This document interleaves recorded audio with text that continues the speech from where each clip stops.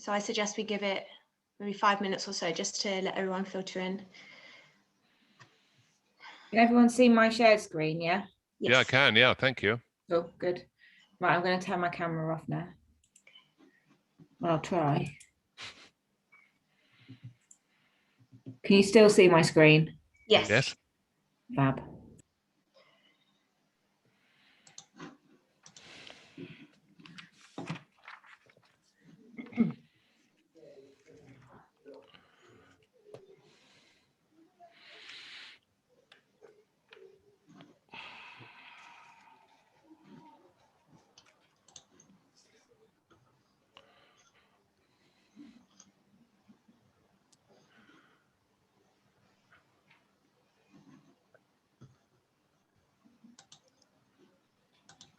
Hi, Sarah. She just put on the chat. Everyone's through to the right place. This is the WRE Strategic Advisory Group meeting. We're just going to give it 5 minutes or so just to wait for people to filter through. You have the option of posting any and all questions that you have throughout the 2 hours or 3 hours on the Q&A. We endeavour to get through all of them. Kirsty is driving the slides today, and I am driving the polls and the panelists and things like that. We're pretty used to this stuff now, so hopefully it should go without any technical hiccups or anything like that.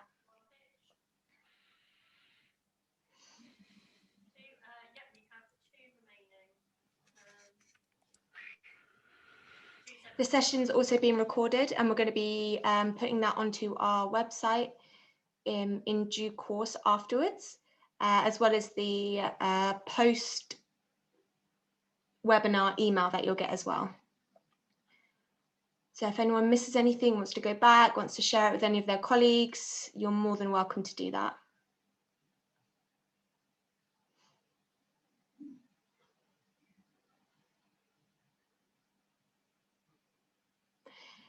Anyone who is presenting today during the project updates, I'm going to be upgrading you to panelist during the break, so you'll be able to share your screens whenever you need to. So don't worry about that. I have the power.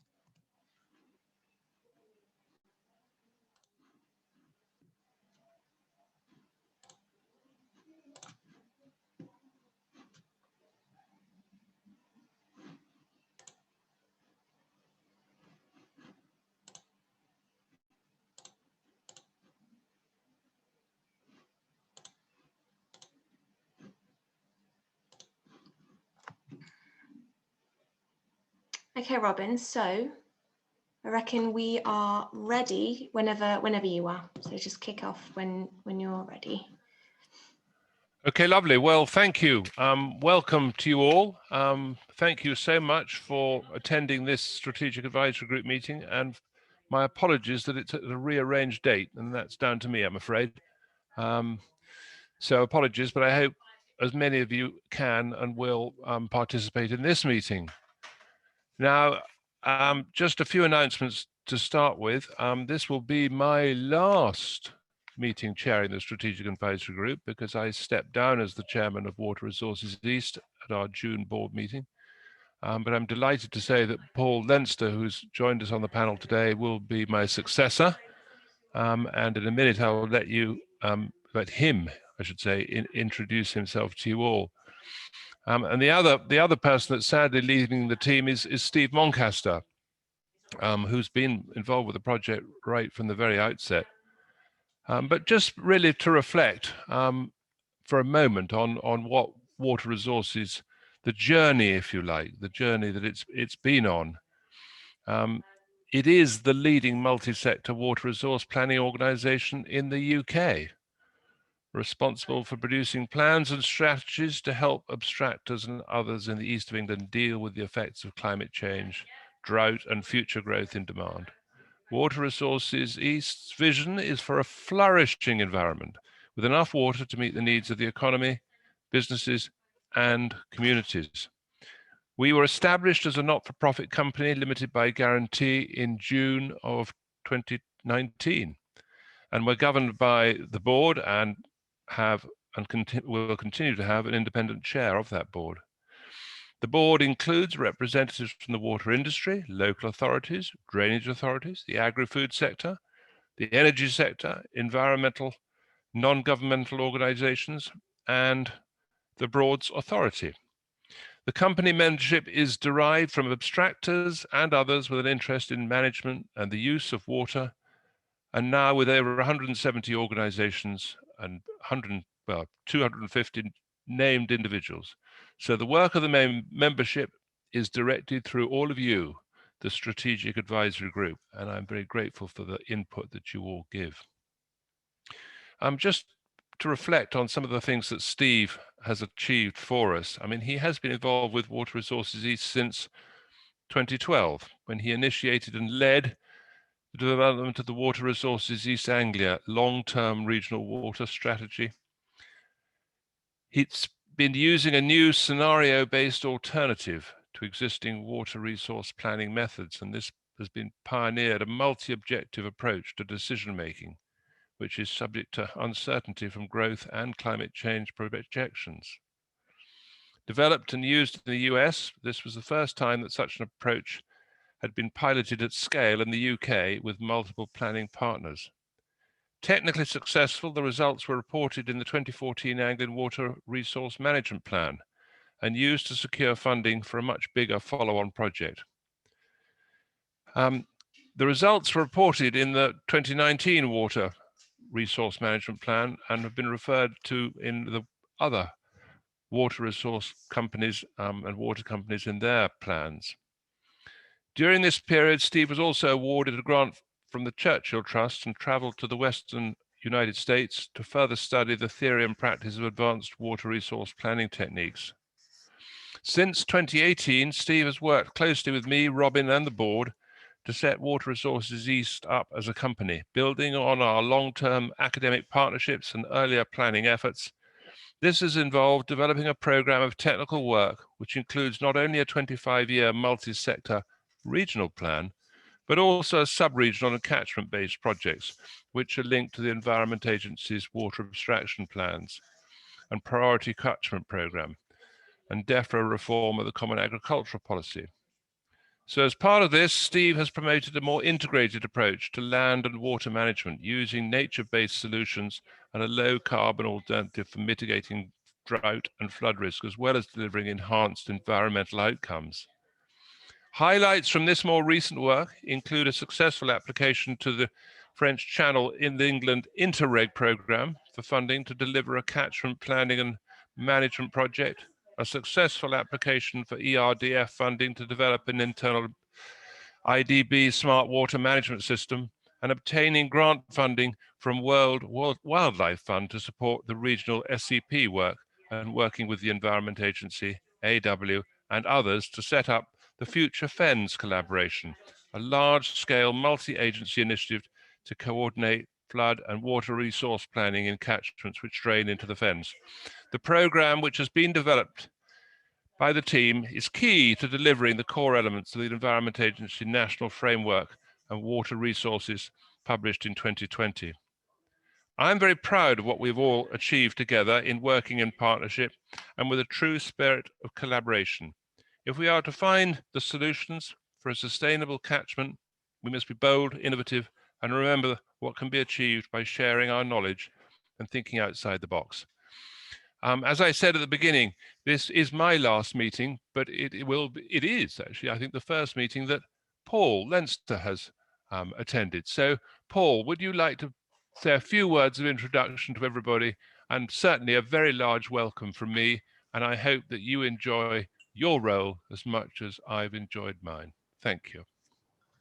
Thank you, Henry. And I'm delighted to be joining WRE and to be taking over from Henry as the chair. I've known Henry a number of years in various guises, and we've had over the years many interesting discussions and reviews of topics of mutual interest. And I think that one of the reasons why I was so interested in joining WRE was that this was an opportunity to build on the firm foundations that Henry, and through his leadership, the board, have overseen and put in place. And also, as Henry was saying, the great technical work that Steve has been leading on in this space. And when I was looking around the other regional water resource groups, I can but reflect that I think that WRE is the best one.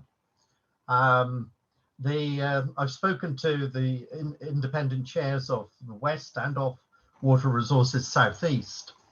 And I think the particular challenges and opportunities that Water Resources East has got are manifold. This is a water-stressed area. I always remember in my Environment Agency days being shown data which demonstrated that Jerusalem actually got more rainfall than many other parts of East Anglia. And so it is this water-stressed area. And yet what we've then got is some of a number of challenges coming through of climate adaptation to the changing climate. How do we address net zero and the carbon implications of that, especially to the west of the region that we're talking about, in the Oxford-Cambridge Arc, which I've got particular involvement with. The amount of housing development that's going to go in there is going to be a challenge, not just to water resources, but also to water quality. And one of the things I was reflecting on in a group this morning was that I believe that actually the ability of rivers to accept more sewage discharges is going to be a limiting factor on growth, potentially limiting factor on growth. There are things that can be done, but it's going to be the water quality challenge that will come and hit even before the water resource challenge, which we're focused more on just now. Then one of the other differences I think about Water Resources East is that it isn't just the water companies talking to the water companies. And I think that that is huge strides forward that I've seen in the development of Water Resources East. So it is public water supply, but it is also agriculture, and the huge amount of irrigated agriculture that happens in the east of the country, food and drink, energy, and other business. So that the engagement of that is key. And then there are the needs of the environment that also need to be played into this, not just to protect and enhance, but there are existing pressures that need to be dealt with. So the current state isn't the state that it needs to be. So it's not just protecting the environment, but there is a significant amount of remedial work that needs to be done. And then when I was reading the planning guidance that the EA issued last year and reminding myself again about that, then again this challenge of taking an integrated view to the water environment. So not just water resources, but then how do we think of flood risk and water resources being either ends of opportunities? So how do you use the flood water as a water resource source? How do you use some of those storage areas to reduce flood risk? And then water quality, as I mentioned before. And in all of that, where does carbon come into it? Because it is hugely energy intensive to transfer water. As I was reflecting to somebody as well, that certainly back in my previous time in the Environment Agency, there seemed to be, when you were talking to certain groups, this belief almost that England sloped from north to south, and therefore water would just run downhill, and therefore water transfers were entirely sensible. It should come from the north, it will flow downhill, and we'll just stop it where we need to in the south and east. Now we know that that doesn't happen. So how do we factor carbon into that? And then also the challenge of catchment, of land-based management approaches, of nature-based interventions, of natural capital and ecosystem service considerations as well. So this is a huge agenda, but a very exciting agenda and challenging agenda.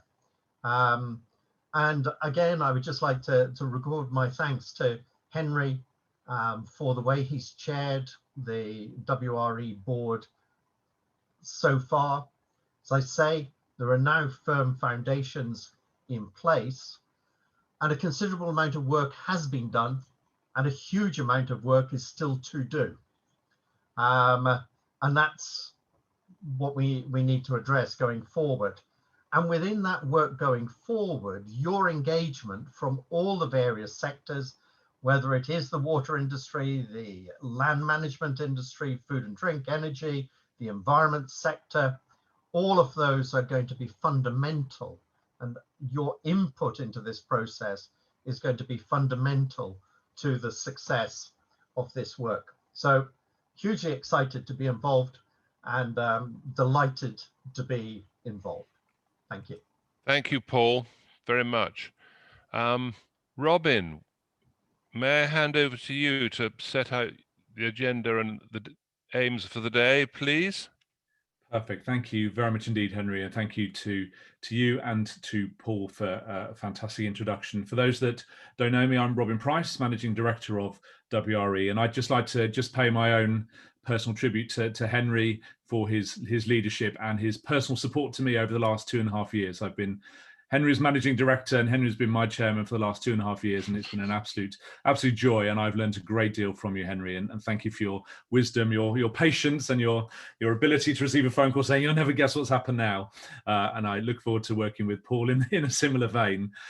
Also, just I'd like to say, but again, pay a personal tribute to Steve. Steve is undoubtedly one of, if not the UK's leading thought leader in this space of integrated water resource management, and plays a fairly decent sized role in the international stage as well. And again, over my last 2 years, to move from being a water quality expert who can now talk reasonably credibly about water resource management and integrated water resource management, I owe that to Steve. So Steve, thank you. And Steve isn't going anywhere. Steve's with us for another couple of months till, well, another 6 weeks or so till mid-July. So Steve's still around, going nowhere, and we will be keeping very, very close, I'm sure, to Steve as he progresses his next stage of his career. So thank you, Steve. And a huge welcome to Paul. Thank you for your words. Really excited about working with you on the next chapter of WRE. And I'd also like to welcome, she's hiding somewhere, camera off, Julia Beeden, who joined the team. Cambridgeshire County Council's enormous loss is WRE's enormous gain, as Julia joined us last Thursday to lead our Norfolk programme, and hopefully we'll get a few words from Julia in a short while. So thank you very much. Over to the business of today. That's been a fantastic start to our event today. What we are going to do, we've got a series of presentations. Unfortunately, we will try and make this as interactive as we can. Please engage in the chat, engage in the Q&A, keep your feedback coming. But naturally, with this sort of event, this is going to be us kind of just talking through some stuff and then receiving and reacting to your questions. So please forgive us. So we're going to run through, I'll give a very brief overview. In all of these, when every one of these meetings, when we get kind of 103 participants, there are some people for whom they've been with WRE since it was first thought about, a twinkle in someone's eye in 2012, right the way through to some people for whom this is their first event. So I'll give a very, very brief, I promise, overview of WRE and what we're hoping to achieve. What we're then going to do is hand over to Steve, and Steve's going to give us an update in terms of kind of the work that's so far been achieved. You know, where have we got to in terms of our planning process? Where are we up to in terms of this? Our approach as WRE. So Steve's going to take us into some detail of the technical program and the work that he's been leading over the last couple of years. Then we're going to hand over to Rachel, our head of comms and engagement. Rachel's then going to take us in looking forward, and in particular, what we want to really do is be very, very clear now as to our ask of you. You're giving us a huge amount of time, huge amount of energy. You've sent us membership letters. You're here, you're engaged, and that's fantastic. What we want to do now is really kind of crystallize the support. We've got an awful lot to do between now and Christmas, and then between Christmas and next August. And what we want to do today is outline where we're going to need some support from you, and then invite you to participate where you feel you've got the time, the skills, the energy, and the knowledge for us to participate. So Rachel will take us through all of that with a couple of slides from me. We'll have a Q&A, we'll have a break, we'll intersperse those. There'll be some time for that. And then we're going to close with some of our project updates. You know, as you know, we are very excited about the portfolio of projects that we are already involved in. And we're going to hear from some of our partners, just some very brief 5-10 minute updates, bang, bang, bang, a series of short, sharp, hopefully impactful presentations from a range of speakers telling us where we've got to. And then I shall hand back to Henry and Paul to say a few words of closure and thanks. And I was going to say, have you on your way by 4:30, but we're all at home, I'm sure. So we will go and we will move from our offices or living rooms by 4:30, I promise. So thank you very much indeed. If I can have my next slide, please, Nancy. Kirsty's driving slides, aren't you? So the very briefest of updates. So, and forgive me for those of you that have seen this slide multiple times, but hopefully this is kind of WRE on a page. And it just, and as Paul alluded to, we are one of 5 regional planning groups operating under a fantastic, a real groundbreaking document for this country, a national framework for water resources, seeking to move water resource planning from being something that's done by individual water companies or individual farmers or individual pieces of geography, thinking around single sector needs and planning over a variety of timescales, to a true integrated water resource, multi-sector collaborative regional effort. So doing this at scale and having everybody involved in the effort, because recognizing that water isn't water companies' problems, water isn't the Environment Agency's problem, water isn't the farmer's problem or an energy company or a supermarket. It's all of our problem. It's a regional problem. So we are working together, and this model that we have seems to be working very, very well. And as I've said to many of you before, it's quite simple actually what we've got to do. All we have to do is understand the future demand for water for this region. So how much water are we going to need by the 2050s and indeed well beyond? And then all we have to do is come up with a set of options which meet that demand and represent the best value for all sectors, and just write that up in a plan by next August in terms of a draft plan, and then publish it for everyone to see. So if I say it quick enough, and I believe that it's as simple as that, then that's what keeps me sane. But of course, sitting within that, there is an enormous, a fiendish amount of complexity and excitement and opportunity. And from the demand side, thinking around future demand for water, very clearly the drivers for this demand are the region's environmental ambition. So this region has a strong desire, a strong amount of ambition, as Paul says, not just to protect the environment, but to restore it, to enhance it, and to make it resilient to future shocks and stresses. Of which the clearest one here in a very soggy May in Cambridgeshire is following a very dry April is of course climate change. The spectre of climate change. It's not a spectre; it's here and now, isn't it? And also, this region has a very strong economic ambition. So this region wants to accommodate more homes and business. Wants to attract and retain more businesses. This region wants to grow more food and produce more food and drink. This region wants to produce more energy, wants to contribute to decarbonisation, the net zero, contribute to the hydrogen economy. And this region also has a very strong recognition that we have a strong desire to attract tourists and visitors and all of us to be involved and get outside, because it's all very good for our well-being and connect with water. And our job as WRE is to make sure that on the demand side of things is make sure that environmental ambition and economic ambition aren't sat at, people thinking around those aren't sat at opposite sides of the table.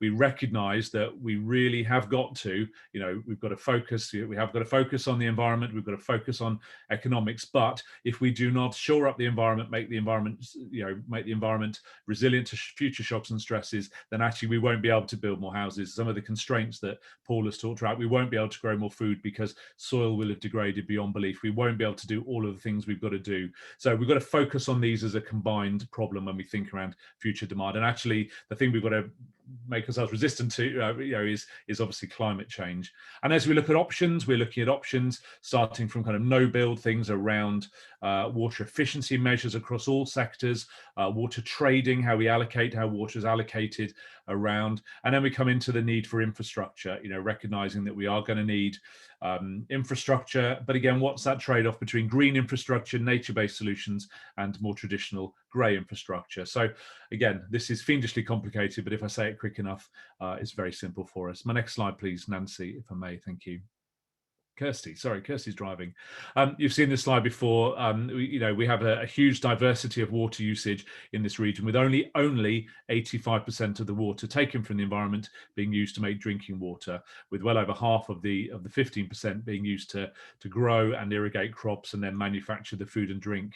If we compare this to London and the southeast, 98% of all water taken from the environment is used to make drinking water. So a very different and more complex problem to solve here. My next slide, please, Kirsty. Thank you. And the future, just if I could be uncharacteristically gloomy for a moment, the future isn't looking great from a water resources perspective. The sort of additional volumes of water that we're going to need to find by the 2050s are eye-wateringly staggering. Because I can't be too, I can't paint too strong a picture around this. We're going to need potentially up to another 70-80% more water than we currently use now if we are going to meet the needs of to make ourselves resilient to climate change, to meet the needs of the environment, the needs of growth, the needs of the energy sector, and the needs of the agricultural sector. So this is a serious job here. Let's not beat about the bones on this. My next slide, please, Kirsty.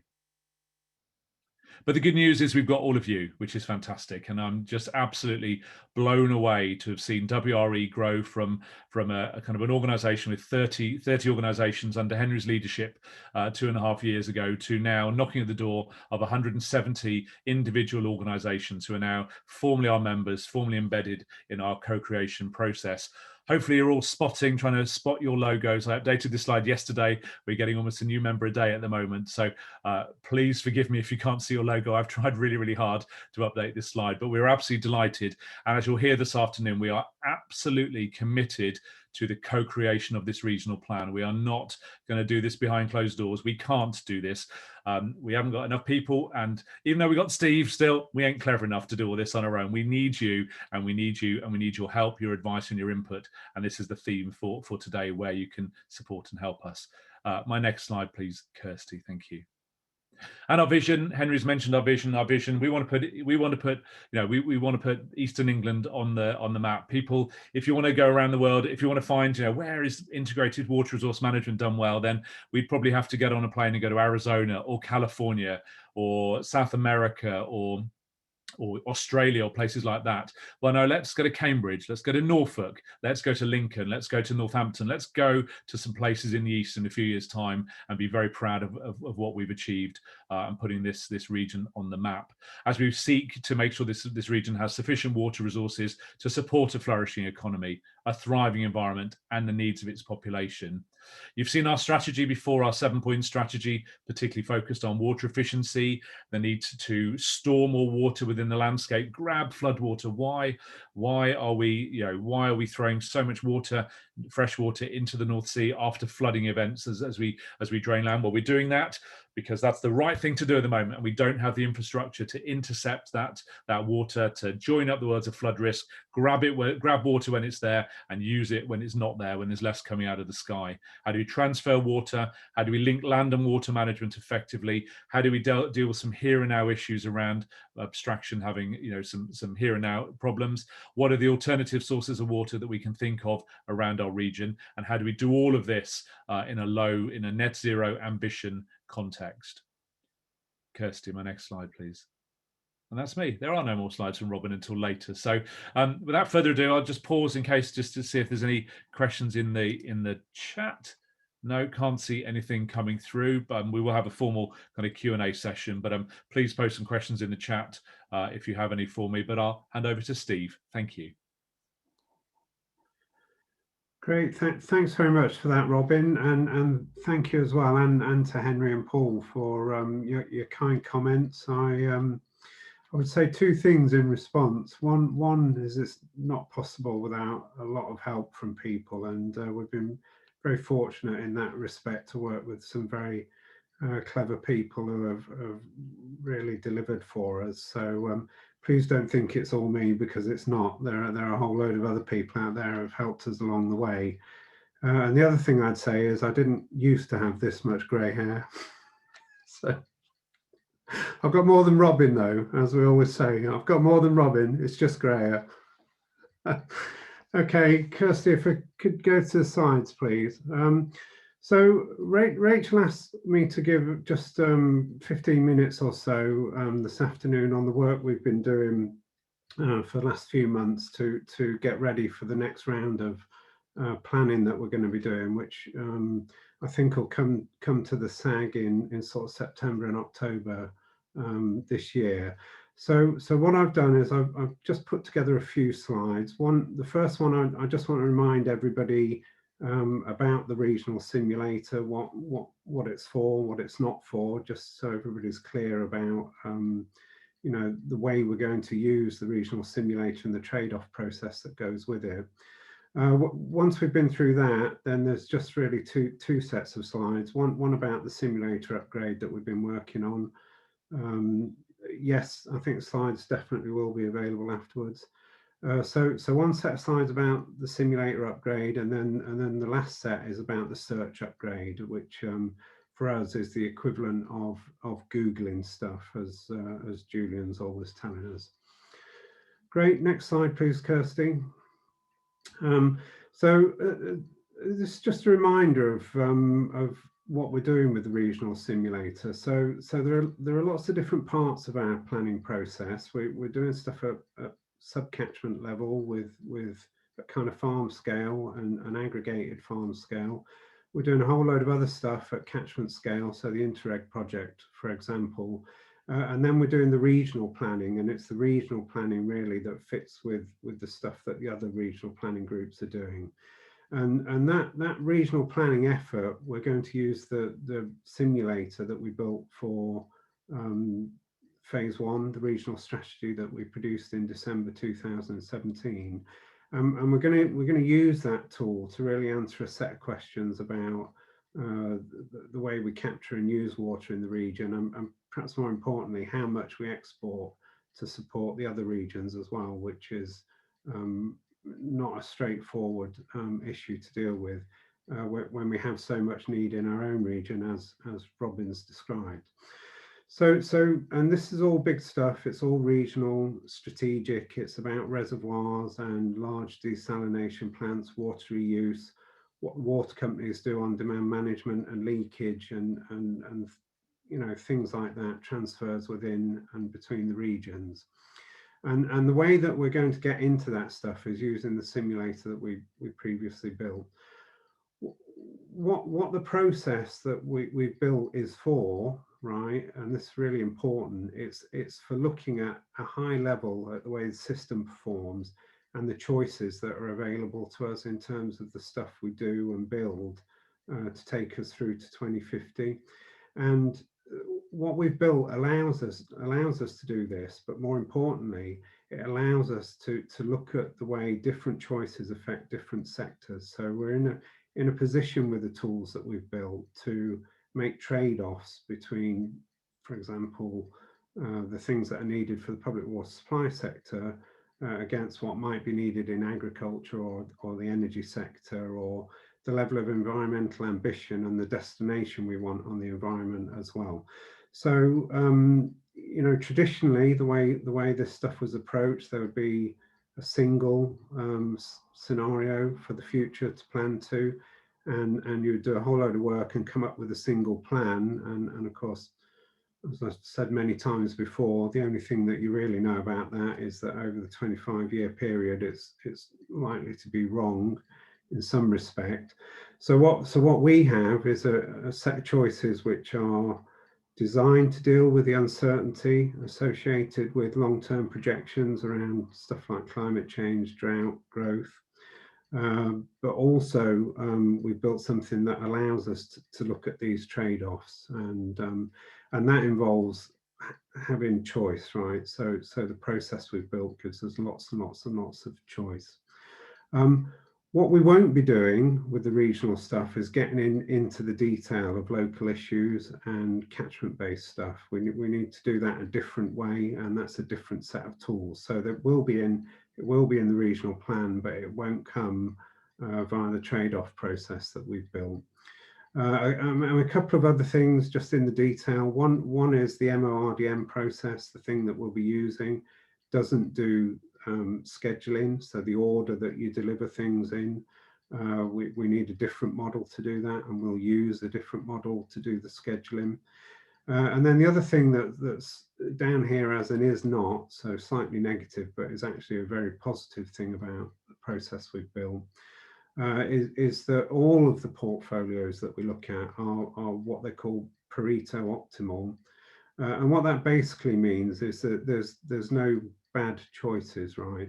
There's just choice and trade-offs between choices. So you know, it really exposes to everybody that what really happens in planning, which is you don't just accept the first thing that you're given, that somebody's decided is optimal.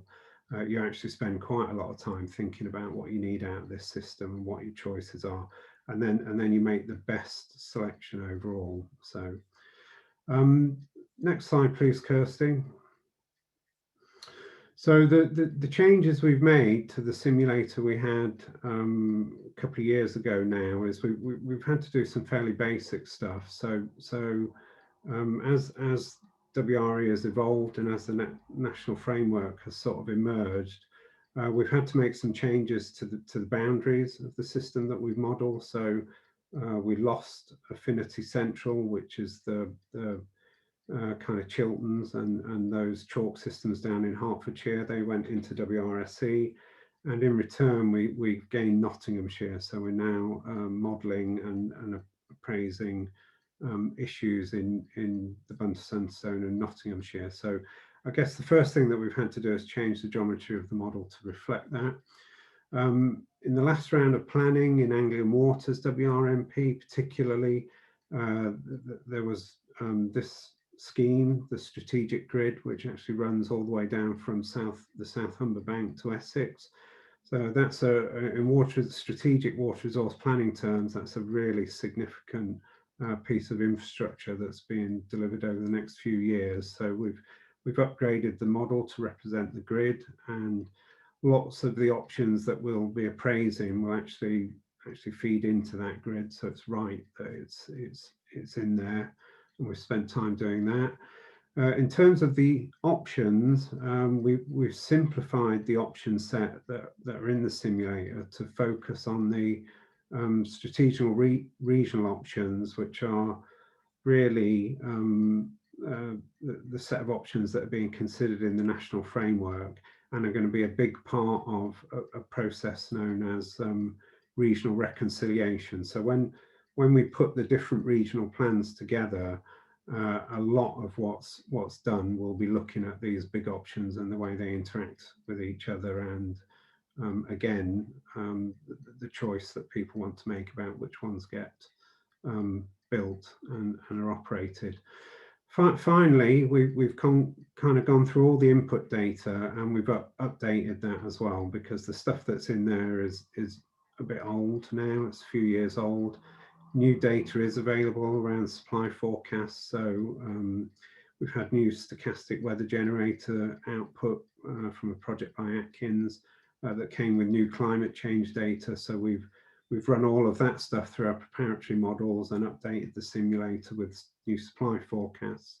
And there's been an equivalent piece of work done on the demand forecast for both the energy sector, where we've looked in detail nationally at energy sector demands linked particularly to hydrogen, but then we've taken that into our region as well, and looked at what the implications are for the Trent, for the South Humber Bank, and for other parts of the system too. So we've been doing quite a lot of work on the input data as well as making those other changes. Next slide, please, Kirsty. This slide shows you some of the work streams that are associated with that. So we've driven all this stuff through a series of task and finish groups, which have been ably led by colleagues from particularly Anglian Water, but also Harriet is from Essex and Suffolk Water, who's been looking at our supply side stuff for us. So all of this has gone through these task and finish groups over the last few months. The other thing that's on this slide that's important is to recognise that you know, this stuff is work in progress. So there are actually 3 rounds of planning in the programme. We're just about to do round 1, which is for the technical delivery group. So me and my colleagues to have a look at what the consultants have produced, just test it to make sure that we're happy with what it is they're handing over. Once we've satisfied ourselves that we've got something that's fit for purpose and that works, we'll then set ourselves up for round 2, which is where we bring you guys in, and that'll happen in September and October this year. Some of these data sets will be revised and improved for round 2. So once we've done the model build, we'll then update with some of this data. And then early in 22, after we've made our initial set of selections, and that's been through the board, and there's some informal consultation on the outputs that happens in January, what then happens is we go through a process of iterative refinement, and there are some new data sets that will come through for that round 3 of the planning process. And just to remind everybody that where this all ends up is formal consultation in August next year for the regional plan, but also the related water company WRMPs. So it's quite a long process. We've done a lot of work already. We've really been working on this for almost 12 months now, and we've really got another 12 months before we get to consultation. And of course, following the consultation, there may well be additional work as well. So actually, we're in quite an early part of the process here. Next slide, Kirsty, please. So I'm not going to dwell on these slides. The next 2 are 3 actually. The next 3 slides are quite detailed, but they will give you a flavour of some of the stuff that we've been doing. So if you just bear with me for a couple of minutes, one of the big things that we've done this time round is we've upgraded what are called the lump parameter models that we use in the simulator to represent the interaction between groundwater and surface water. And the reason that we've done that is we initially built these things because they run very quickly. I mean, we wanted to be able to represent surface water groundwater interaction because so much of the supply systems in our region rely on groundwater, and traditionally those yields, the water that's available is represented using just single estimates of deployable output, which are not very useful or good in a climate change future. You really need to understand the way climate change is going to impact on groundwater systems as well as surface water systems. So we've always been interested in that. In the last round of modelling, we built something called an LPM, which we could put in the simulator and use to run very quickly. So we could do our scenario-based planning, but still keep this handle on groundwater and surface water interaction. And it worked very well, and we were able to link it directly to FEs at various different compliance points in the system. So FEs, for anybody that doesn't know, is an environmental flow indicator. It's a measure of whether or not we're meeting environmental need. And the process we built allowed us to do that, but it was a bit crude, and it worked at quite a large scale. And one of the criticisms we had was that when we looked in detail at what was going on, we were probably guilty of sort of, you know, having kind of spurious level of accuracy around some of the predictions we were making. So that's quite a serious thing actually for us to have to deal with. So if we go to the next slide, so we've taken that away and working with Atkins and Motts and the University of Manchester. What we've done is we've upgraded all the LPMs in the simulator, and we've now got a set of routines in there that deal with this issue at sub-catchment level. So we've gone to a kind of finer level of resolution in terms of the way the simulator works. Now, for all the reasons I've just explained, that's a very good thing for us to be able to do. But critically, in the process we've built, we have to be able to run the simulator very quickly. Otherwise, we're not really able to test the way the system performs across all the scenarios that we're interested in.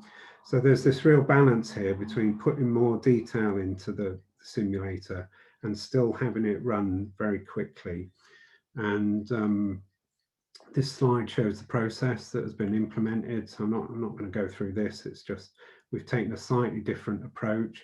We've done it to get that increased spatial resolution, but we've also done it actually to look at some of these systems, groundwater systems, that are drought vulnerable, because, you know, particularly on the feather edge of the chalk there, things like climate change are going to affect what you get out of the chalk as well as what you get out of the chalk stream. So, and I'm pleased to be able to say actually this appears to have worked. So we're testing it at the moment, but we've got confidence that we've got the extra detail in there, but the simulator is still being reasonably efficient. If we go to the next slide, please, Kirsty. Yeah, in practice, this is what it looks like. So these are some of the subcatchments that we're now able to model and produce, you know, environmental data for. So you can see they're concentrated in the east, and mostly in the chalk actually, which is significant given everything that we've heard and read about chalk systems at the moment. So we do, and the calibrations are good. So the graph there is calibration data from one of the subcatchments. So everything seems to be working quite well. We're obviously going to test this with a TDG in round 1 planning, but assuming it works and we can carry it into round 2, then we will have this ability to link the regional strategic infrastructure and choices around the stuff that we build or don't build with environmental destination and ambition as measured by FE deviations that we can track using the simulator. So at the minute it looks and feels like we've done the right thing, and fingers crossed we'll get to September and October with everything working for you. The clever thing that they've managed to do, the consultants and people they work with, is they've basically taken a lot of the calculations and they've done them offline. So for anybody that's interested, and created a library of results which the simulator is able to access a lot quicker than it can do actually running the calculations itself. So that seems to be the clever bit of innovation that's happened within the code. I have to say I take absolutely no credit for that. The people who do that are far cleverer than me. My last slide, I think, is next. Kirsty, please. So as well as the work on the simulator, we've also been upgrading the search as well. And there's probably a couple of things here that are really important. Well, one is that we've created or are in the process of creating a user interface. So when we did all of this in phase 1, the tool that we worked with is basically the trade-off plot in the lower right-hand side of the slide here. So what you had to do was make your trade-offs based on the metrics and the kind of performance that you wanted out of the system. And when you'd made a few selections, so you got maybe half a dozen portfolios, you then had to go off to a spreadsheet and have a look at what you'd actually selected. And it was fine. I mean, it's like, you know, it's not a problem to go off and have a look in a spreadsheet. But we think actually, if we're going to be working with the SAG and other stakeholders, it'd be much better if we actually had a picture of this stuff and a sort of graphical user interface. So quite a bit of the work we're doing with Manchester at the moment around the search is creating a user interface, and obviously we're hoping that this is available for round 2 and the planning stuff that we do with the SAG, and round 3 what we do in the new year. So that's the intention.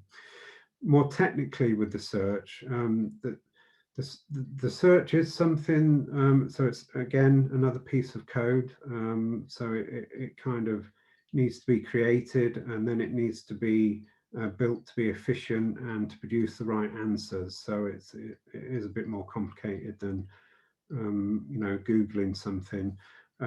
So Manchester have been working on the search. They again have been tasked with making it as efficient as possible. The amount of computing power we had to deploy in round 1, or in phase 1 rather, was just enormous. We were using supercomputers to get the search to converge. So we want to be able to do this more efficiently, and that includes, you know, getting to the answers quicker. So that's one thing. They're doing that. Again, seems to be working well. Once you've got the search working more quickly and more efficiently, then you can start to put more scenarios into the search. So the search actually happens across a range of different scenarios. And the more that you put in there, and the more you force the algorithm to work across different scenarios, then the more robust the solution set that you get out on the other side. So you can basically be satisfied that in a wider range of climate change futures, you know, your selected portfolios are going to perform reasonably well. And, you know, for planners like me, that really is the issue. We're no longer interested in these solution sets that are optimal in a single planning scenario. We just know that the future won't happen that way. So we need these things that perform well in a range of different futures. That's what we're thinking we're going to get from the upgraded search. And then the other thing that you can do if things are running a bit quicker is the other set of parameters you put into the search algorithm are the performance metrics themselves. And the more of those you put in, then the better quality choices you have as well. So that's a lot of sort of technical detail, and I do apologise for that.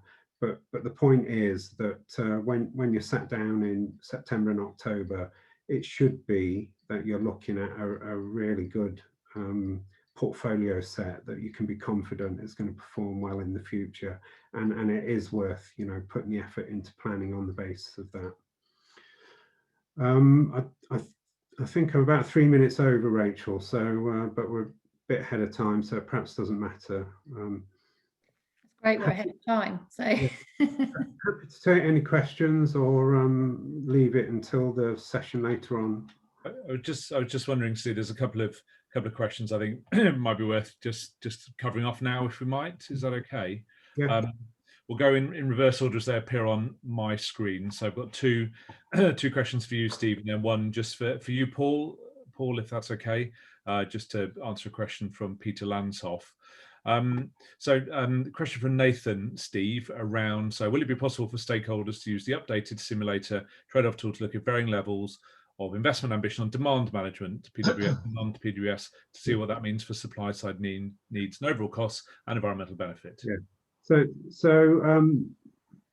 not in the way we did it before, Nathan. So I think Nathan was involved in what we did before, and we had a slider that, from memory, that did this directly.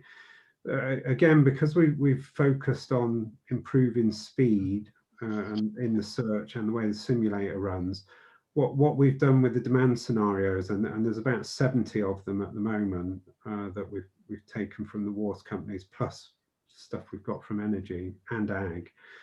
What we're doing is we're going through a process of selecting from the 70 scenarios that we want to hardwire into the simulator.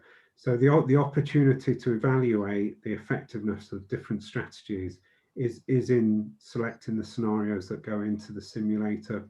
And if you're interested in that stuff, then obviously we can make that open to you, and would welcome any sort of feedback you have on the choices we make. Question from Philip Pearson, which should be quite an easy question for you, Steve. Is there a rationale to the priority catchments? Interesting to know why the list of the priority catchment doesn't cover Broadland, especially given the focus through projects being delivered through WRE. So I've asked the same question actually, and Broadland is up there, but it's kind of greyed out, and there's the notation says mass balance, and so my question to the consultants is, what does that actually mean? And what I suspect it means is in those coastal catchments, because if you look at the greyed out catchments, they're kind of around the edge. I suspect what that means is there are level dependent flow systems in there, and the FE of course relates to run of the river kind of scenarios. So that's a really good question.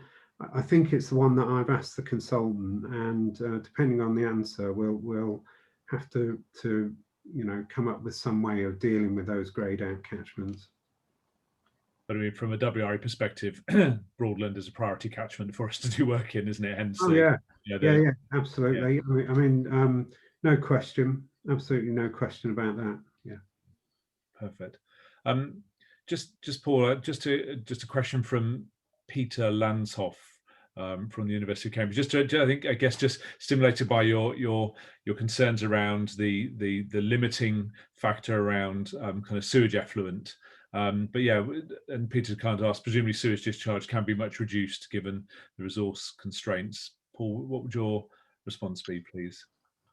Yes, it can. I mean, the background is that most probably somewhere less than 14% of water bodies defined under the Water Framework Directive within Anglian region meet good ecological status. The target that was within the 25-year environment plan from government was that 75% were going to meet good ecological status. That would be it was technically feasible to do it, and it was also cost effective to do it. So there's quite a way to go. And what would happen with some of the new settlements is that they would be putting additional pressures on. Absolutely, it's possible to use new technologies. And also I think we do have to have a fundamental look at what is the best available technology for sewage treatment in this this century going forward. So yes, it's possible. Yes, there will be carbon implications of doing that. And so for me, that has to come into some of the site selection criteria. And the final bit is really looking forward. Should we be supplying water and then treating wastewater in new settlements, major urban extensions in the same way going forward as we currently do? And what is the role for grey water, rainwater harvesting, black water, more dispersed treatment, rather than collecting all of this and transporting it to central facilities, just as the default? So yes, you can do it, but I do think that there are wider discussions to be had in this going forward. Thank you very much indeed, Paul. So quick and easy one for Steve from Penny Carpenter. What is a level dependent flow system, please? Yes, I'd like to know that as well. I'm not quite sure I know what that is, Steve. Basically an IDB, so it's a pump system. Brilliant. Sorry, beg your pardon. Yeah, no, thank you. Really useful. If there's anything that people, any terminology, please ask the questions, absolutely. Question from Dan Clark at Cambridge Water for the groundwater subcatchment. What's the difference between mass balance areas and environmental metric areas? How have the scenarios been compared against the national framework at catchment scale? So Dan, that's the question I've asked. As soon as we have the answer, we'll let you know. Perfect, thank you. From John Patrick, do the initial model outputs from the simulator balance with the EA modeling, do they see it as a credible resource assessment tool, Steve? I mean, the short answer to that is yes. So the LPMs have been calibrated against the ModFlow models that are used by the agency for, you know, their water resource planning work in the region. And that calibration plot was actually a plot of LPM output against ModFlow output. So there is a very direct link between the two sets of technical processes. And a related question from Philip Pearson. How's it envisaged simulator will be used alongside existing models such as EA groundwater models, which is also at regional scale? Will the simulator become a single tool for decision making? Yeah, so really that was the purpose of my first slide, which was to just make the point that, you know, the simulator operates at a high level. It's a strategic planning tool. It's really allowing us to look at you know, the way these big options are likely to perform in the future.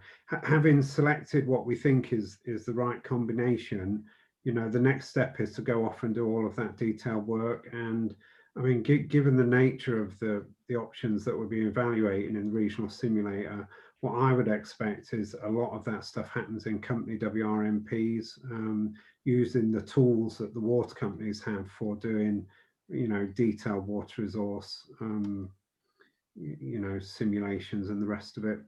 So it's a high level planning tool about choices, and the detail needs to happen somewhere else. Yeah. And just the last question, then I'll allow Henry to move us gently on. Just a question from Majid Kadim from HR Wallingford. So yeah, just the very interesting question around, you know, we as a region face an enormous deficit, notable and increasing deficit. Absolutely. Are we considering options such as trading water from other regions, particularly Northumbrian water? And this is the, you know, the Kielder water header tank that kind of sits at the top of our system. And I guess the answer, I'm sure you'd agree, Steve, this is exactly the purpose of the national framework.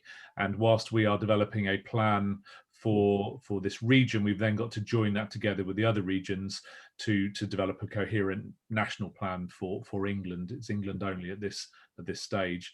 And I guess the question we've got to answer ourselves, we'll hand over to Steve in a moment for comment, but the question we've got to ask ourselves is it, and back to Paul's comment about water, the country doesn't slope from north to south.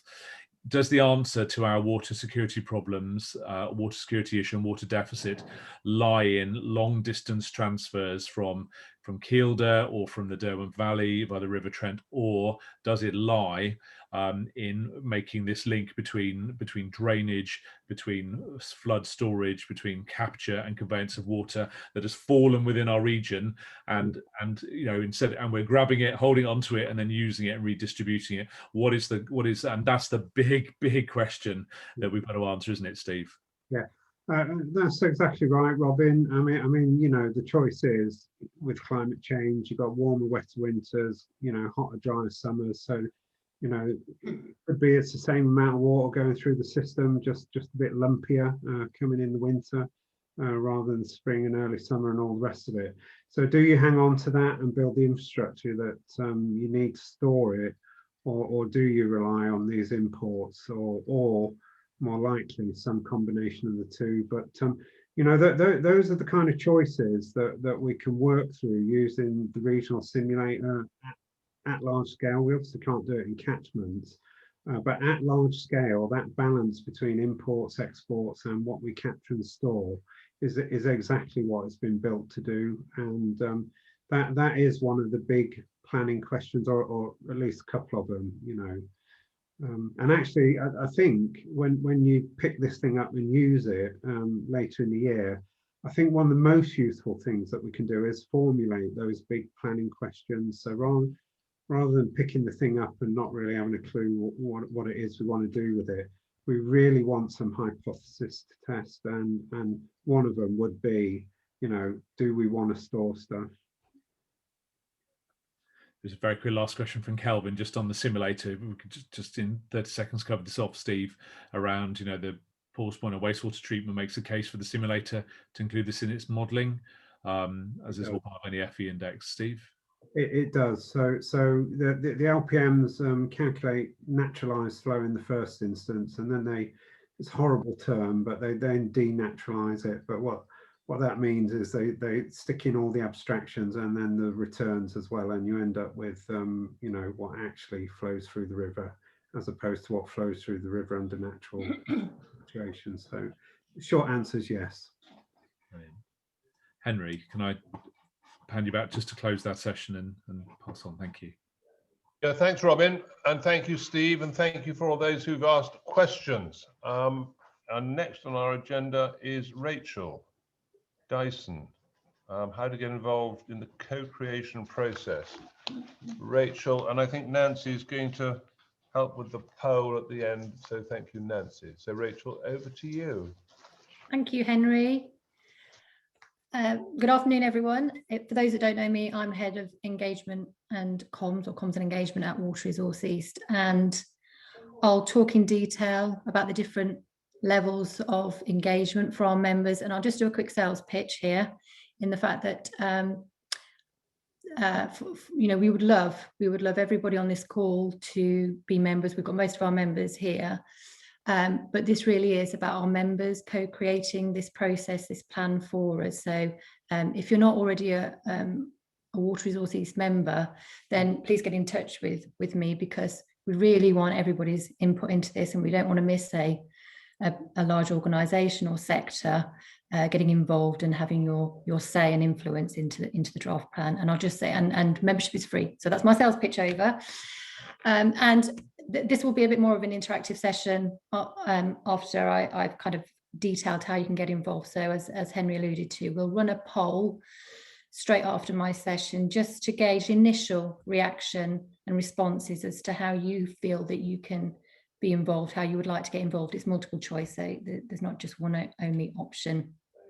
But I realise that this will be, even though I've sort of got half an hour and I can talk in detail, that will still be quite a canter, and you will need more information after this. So like the survey at the end of the SAG meeting today will also ask questions. Please do complete that in terms of what more information do you need to decide how you want to get involved, along with lots of other questions. So next slide, please, Kirsty. So I'd just also add that I work on a regular basis with what's called the Planning Task and Finish Group, which are a small select number of people representing different sectors and organisations within our region. And we have meetings every 2 weeks, but regular contact in helping us shape the co-creation process, which is kind of what my responsibility is. But today I will get more feedback in terms of how that co-creation process should be shaped. So yeah, please, post questions or feedback, or answer the survey, or just follow up on a one-to-one with me, because we really do want to shape the process so that it meets what you need in your sector and in your organisation. So I've just summarised here a few objectives that we'd like to get out of the regional co-creation engagement programme. And so I'll just sort of quickly run through the bullet points, which is kind of obvious, but a robust and transparent engagement activity that truly listens. I'm just going to move my screen out, my video out of the way. And is participatory, so that it isn't. We've talked about consultants, and they're doing all the clever stuff with Stephen and the teams within the water companies. But actually, we don't want it to be a consultation-led. And I think we've said that before. Consultation-led process. We actually want it to be the plan to be co-created from the start, and that's why we're going out to our 170 members, but there'll be far more than that, hopefully, by the end of the year. And of course, honest and open and realistic communications about our plans and our delivery. So this is the first time that we've opened it up to cross-sector members. It's largely, as Steve's mentioned, just been sort of water companies. So one way of doing planning, which is what are the water companies going to invest in and pay for, but this is opening it up to all our needs. So for those that want to be involved, you're almost becoming mini water planners yourselves if you want to be involved in the regional process and really understanding the different sectors' needs and contexts and the options that are available.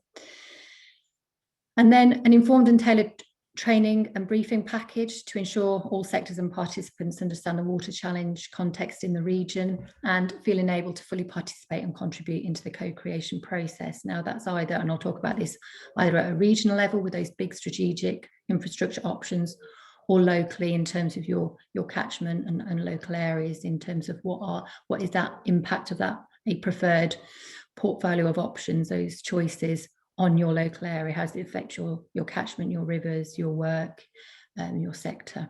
And again, influencing the design of these big strategic options, that the preferred options have been put forward to date. And then, of course, we'll have a record of engagement and activity and decisions made, because we want it to be transparent and open.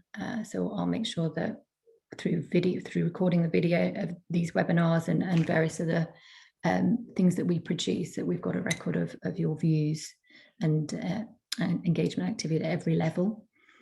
And then a key thing for you guys is that we reduce members and stakeholders' fatigue, because we realise that many of you are already involved in some of our projects, which is fantastic, but also working with water companies, working with some of our partners, the NGOs. And what we don't want is to be contacting you or contacting you the day after you've just spoken to somebody else about exactly the same thing, or duplicating our asks. So yeah, that's my job, and also working with the other stakeholders on that. Kirsty, next slide, please. I'm going to hand over to Robin to explain a bit more about the key components of the regional plan.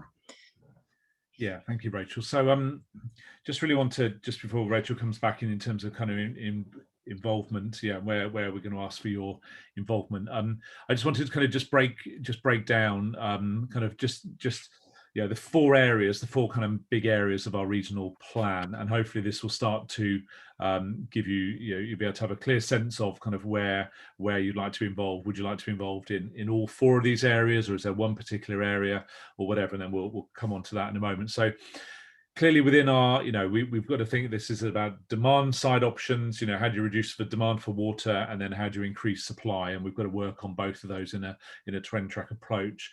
And of course, on the demand management side, clearly a huge amount of work and more to do for water companies focused on leakage. The work around PCC is per capita consumption, so how much water we use in litres per head per day, largely in our homes, but also thinking around the role of developers, new house builders, local authorities granting planning permission, all of that sort of stuff. What are the standards that we're going to set, and how are we going to all collectively, all of us, take responsibility to support our water companies in the messaging around PCC, and what are the design standards for new homes, and of course thinking around multi-sector water efficiency. So there are, how do we make irrigation of crops more efficient? How do we identify opportunities for efficiencies within the energy sector, within food and drink sector, and other places? So this multi-sector, this is not just around water companies, leakage, sort out leakage, reduce PCC, off you go. There is a role for many of us in understanding how we reduce demand for water, which of course, and increase water efficiency, which of course has got to sit at the top of any, before we go building stuff, this has got to sit very, very right at the very top. All of the stuff that you've heard so far from Steve, and a really fantastically clear presentation from Steve, has been around the next kind of big chunk of our regional plan, which I, being a non-water resources expert, I call the big stuff. So again, what is the very large strategic infrastructure options that we're going to need? What is the portfolio? You've heard this word portfolio a number of times. What is the best combination of reservoirs, of transfers, of effluent reuse schemes, of desalination plants that are options? What are those? What's the best portfolio of options? And these are the options that we'll talk in a moment about the planning conferences. And this is the simulator is designed. Everything that Steve's talked around has been designed to kind of inform and help us as a group collectively come up with a preferred portfolio of options that we can start to socialize. We can start to think about how it goes into WRE water resource management plans, but importantly, we can see how it coordinates with the the other regions. And for example, for there's some criteria for this term. What is the big stuff? What is the definition of big? And one example is for example, anything that yields greater than 10 megalitres, 10 million litres of water per day. So these are the big schemes, and this is the focus for the planning conferences, which Rachel will talk to you about in a bit more detail in a moment. My next slide, please. Thanks, Kirsty. But there's also some smaller stuff out there, and one of the really the best bit of this job is just talking to organizations across the region and stakeholders, having members join us who are also planning water infrastructure projects. They're nothing to do with public water supply. They're nothing to do with great kind of they have a whole range of drivers for why these are being done. And of course there are smaller. All of the water companies are also looking at options to think around things less than 10 megalitres per day, and I had a great conversation with Cambridge Water yesterday, where perhaps some of the options collectively then will add up to more than 10, but individually they're too small to go into the simulator. So, and thinking about just some of the, I put 5 examples on the slide for today. We're having some really interesting, exciting conversations with the Ancombe Internal Drainage Board at the moment. Regular conversations around the opportunities around kind of flood risk storage to the south of the town of Brigg, and how the Ancombe Internal Drainage Board system could be used, to kind of capture the flood water, but also to provide a water resource opportunity. Thinking around where this sits at the top of Anglian Water System and the opportunities to move water further south. So the Ancombe IDB, working with the Environment Agency, working with the North Lincolnshire Flood Risk Board, are doing some fantastic work, and there's a water resource opportunity, and so WRE, we've stepped in and are interested.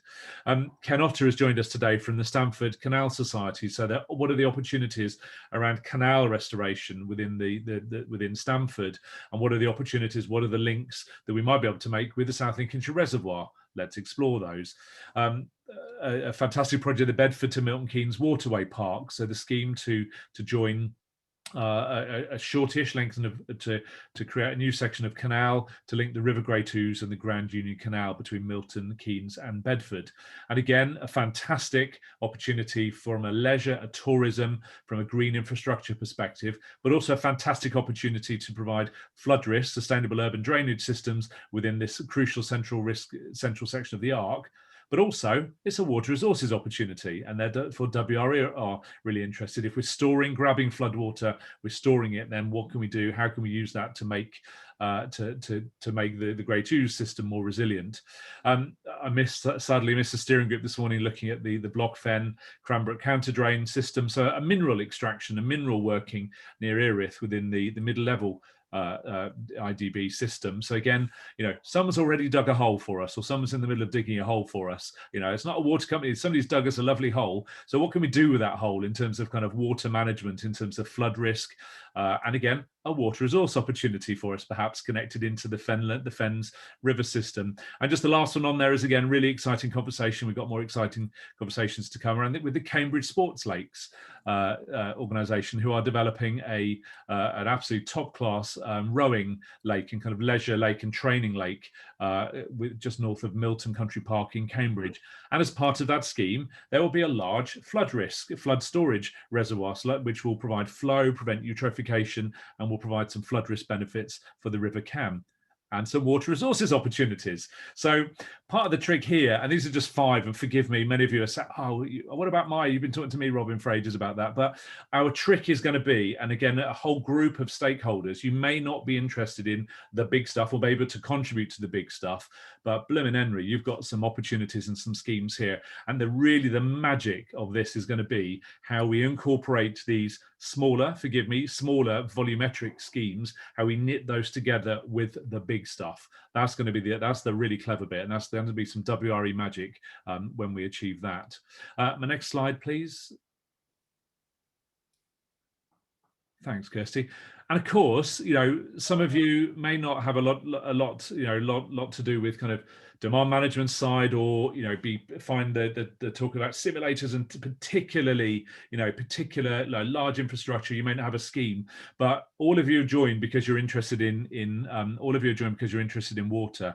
And I'm deliberately not going to pick all of the the innovators within our membership, all of you that are innovating around community engagement, water trading, farm management, land management, irrigation efficiency. Goodness me, there's a huge amount of stuff there. So again, many of you are innovators. You are pushing the boundaries and real thought leaders in this space. So again, we want to include that in our plan as well. So 4 kind of broad categories, and as Rachel was about to explain, what we don't want to do in any way, shape or form is start pigeonholing you or characterizing you. If my dear friend Jane Hamilton from the Bedford Milton Keynes Waterway wishes to be involved in, if you, Jane, you want to be involved, or Ken at Stanford, you want to be involved in all of these work streams and you've got the time, brilliant, let's have it, absolutely. But if you hopefully you'll be able to see kind of where each of you as organizations start to fit into the work we're going to be doing. So I think I'm handing back to you, Rachel, now, aren't I? Thank you. Thanks, Robin. So we've split the co-creation process into 5 areas, and so we're in the first bullet point here. We're in the here and now, the work leading up to the planning conferences in September. So today is around giving you some more information to our members in order for you to self-select, and as I mentioned, we'll have a poll for your initial thoughts, but no means committing you to, oh, that's what I've chosen, I've got to stick with it, because in the survey to follow as well, and maybe in the Q&As you need more information in order to decide. And there'll obviously be at whatever level you want to be involved in, whether it be the regional big option planning or the smaller local workshops where you're looking at the impacts of some of these decisions on your local area. You'll want knowledge of other sectors, knowledge of and context of their water issues and the demands that are coming, obviously all the way to the 2050s. And we'll be producing fact sheets, videos, webinars, glossary of terms. I think would be hugely helpful. We're just working on that now, but having a dedicated page or pages on our website, but actually tailoring that training depending on what you want to get involved in, and this is why we need your feedback in terms of how we create that training package so that you feel confident and comfortable in whichever area you decide to be involved in. And then if you are involved in the big large strategic options planning in September or October, there's then whole training and dedicated training for you just on how to use the trade-off tool. We are looking, so as Steve mentioned, Manchester's working on a very user-friendly interface rather than what happened in phase 1 in 2017. So there'll be that option, but we're also looking at an option of maybe even going one step further, and we're sort of going out at the moment to look at that, if it's possible to have almost like a gaming tool, if that would be helpful and easier in deciding those large strategic options as well, and how we're going to deliver those. We would love more contribution of sector and organisation insight and data. We are working in the task and finish groups with agricultural representatives, with energy representatives. There's a lot of work going on there, of course, with the water industry, and on the environment, of course, in terms of how much we need to leave in the environment. So we talk about sustainability reductions, which is how much we need to leave really in the environment rather than abstract it. But one area I could probably pick up now is that and think of is private industry. So we work, of course, we have local authorities as members, but what we don't want to happen, and where there seems to be a gap at the moment, is where's the forecasts and what is the future scenarios for private businesses. We would not want water to be a barrier for businesses coming into our region, for expanding in our region. So I'm thinking a lot in terms of the retail sector. So we'll talk a bit more about that later. Case studies as well, I should mention there, in terms of we are international in terms of our reach. So we'd love to share even your, you know, if you don't want to be involved in some of the detail, but actually just share what you're doing.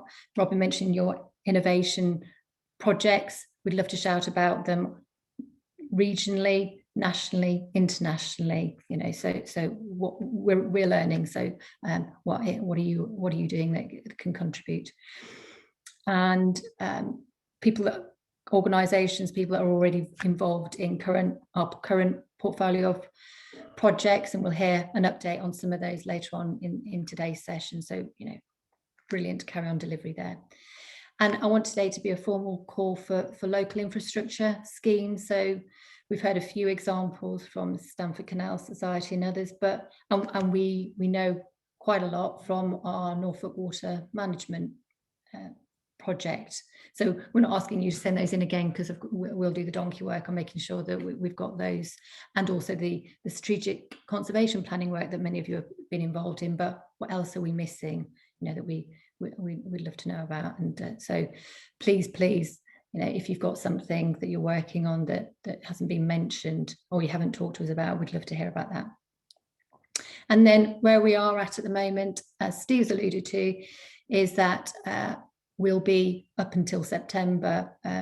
We will be sharing our early draft outputs for reconciliation with the regional group. So that really is in earnest around August time, but that's actually just aligning the national picture. That's not at all about choosing a preferred plan, because we need to hear from you, but actually what is possible amongst the traditional water companies and regional groups. And then in September, I'll talk more about this, but we'll have the large strategic infrastructure planning conferences. Kirsty, next slide, please. Thank you. And then kind of dovetailing in with that, October, November, we'll focus on the local workshops. So looking at how some of these strategic options and some of the things that we need to do, how does that impact in local catchments? And how does reducing water abstraction, how does that play out actually on rivers and actual rivers? So we'll be holding that in October and November, and we'll shape that a bit more as we learn from what's coming out of the regional process. And then no big job here, in fact a really huge job, is that we need to then collate all that into writing the draft plan that will go out for consultation in January. So a busy time for all of us.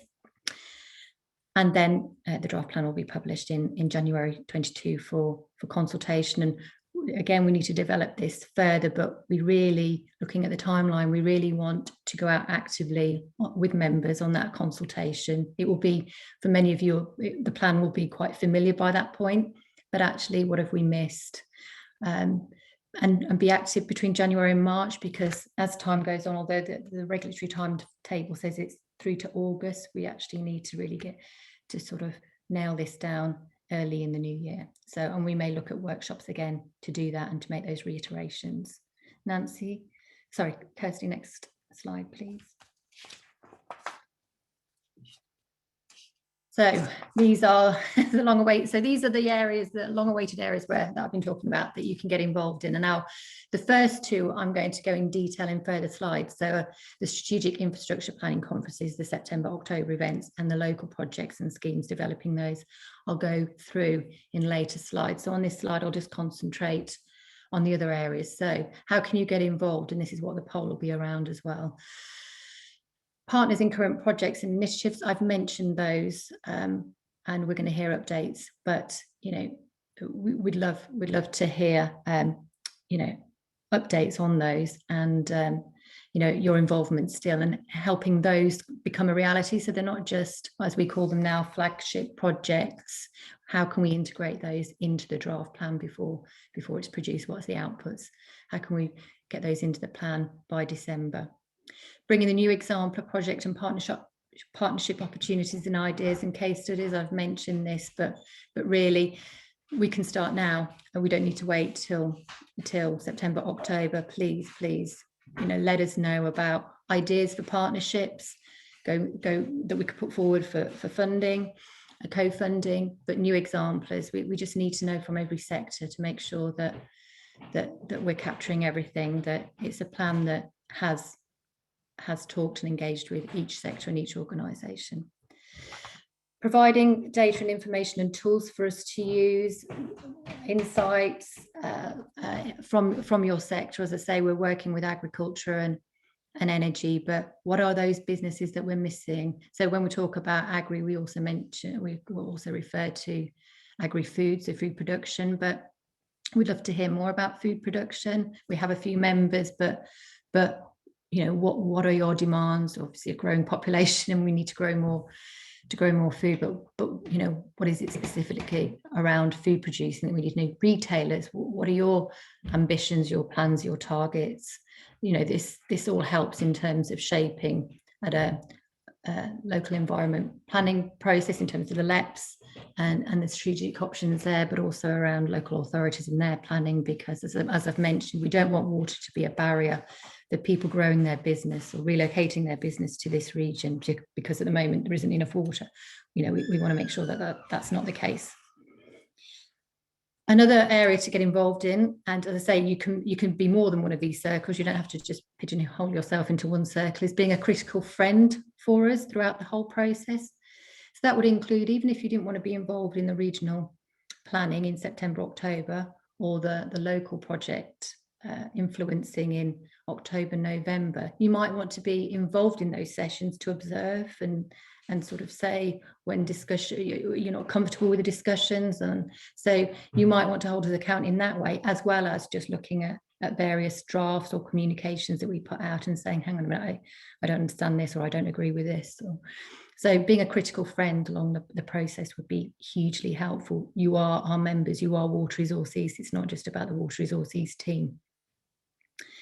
And then providing broader support and advocacy for our work. So are there, and well, there are, I can answer that myself, but who do you know in terms of organisations and sectors that aren't currently Water Resource East members, that do have, that the East is a particular focus for them, they have an impact on, or the Eastern region would certainly have an impact on their plans if we didn't get it right. So please talk to them about Water Resources, even if they weren't wanting to join, just so that we can understand, so we're not missing any sector, any organisation. But also when you're talking in your various guises to various audiences, to push out Water Resource East and what we're trying to do in terms of a multi-sector approach and plan.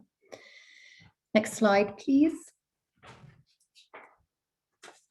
So the two that require a bit more detail are the regional planning conferences. So I've kind of split them into very basic ways of describing them. So forgive me if this is too basic, but please also let me know of any questions, anything that I've missed. But so the what, so these regional planning conferences that we've talked about for a long while and that you've seen in timelines in September and October will be those organisations that want to get involved in focusing on the primary trade-offs that we're going to have to make for the region. And this is through the trade-offs we talk about at the moment in terms of agri, food, energy. We're treating environment as a sector as well. You know, it's a huge demand on meeting everybody's needs.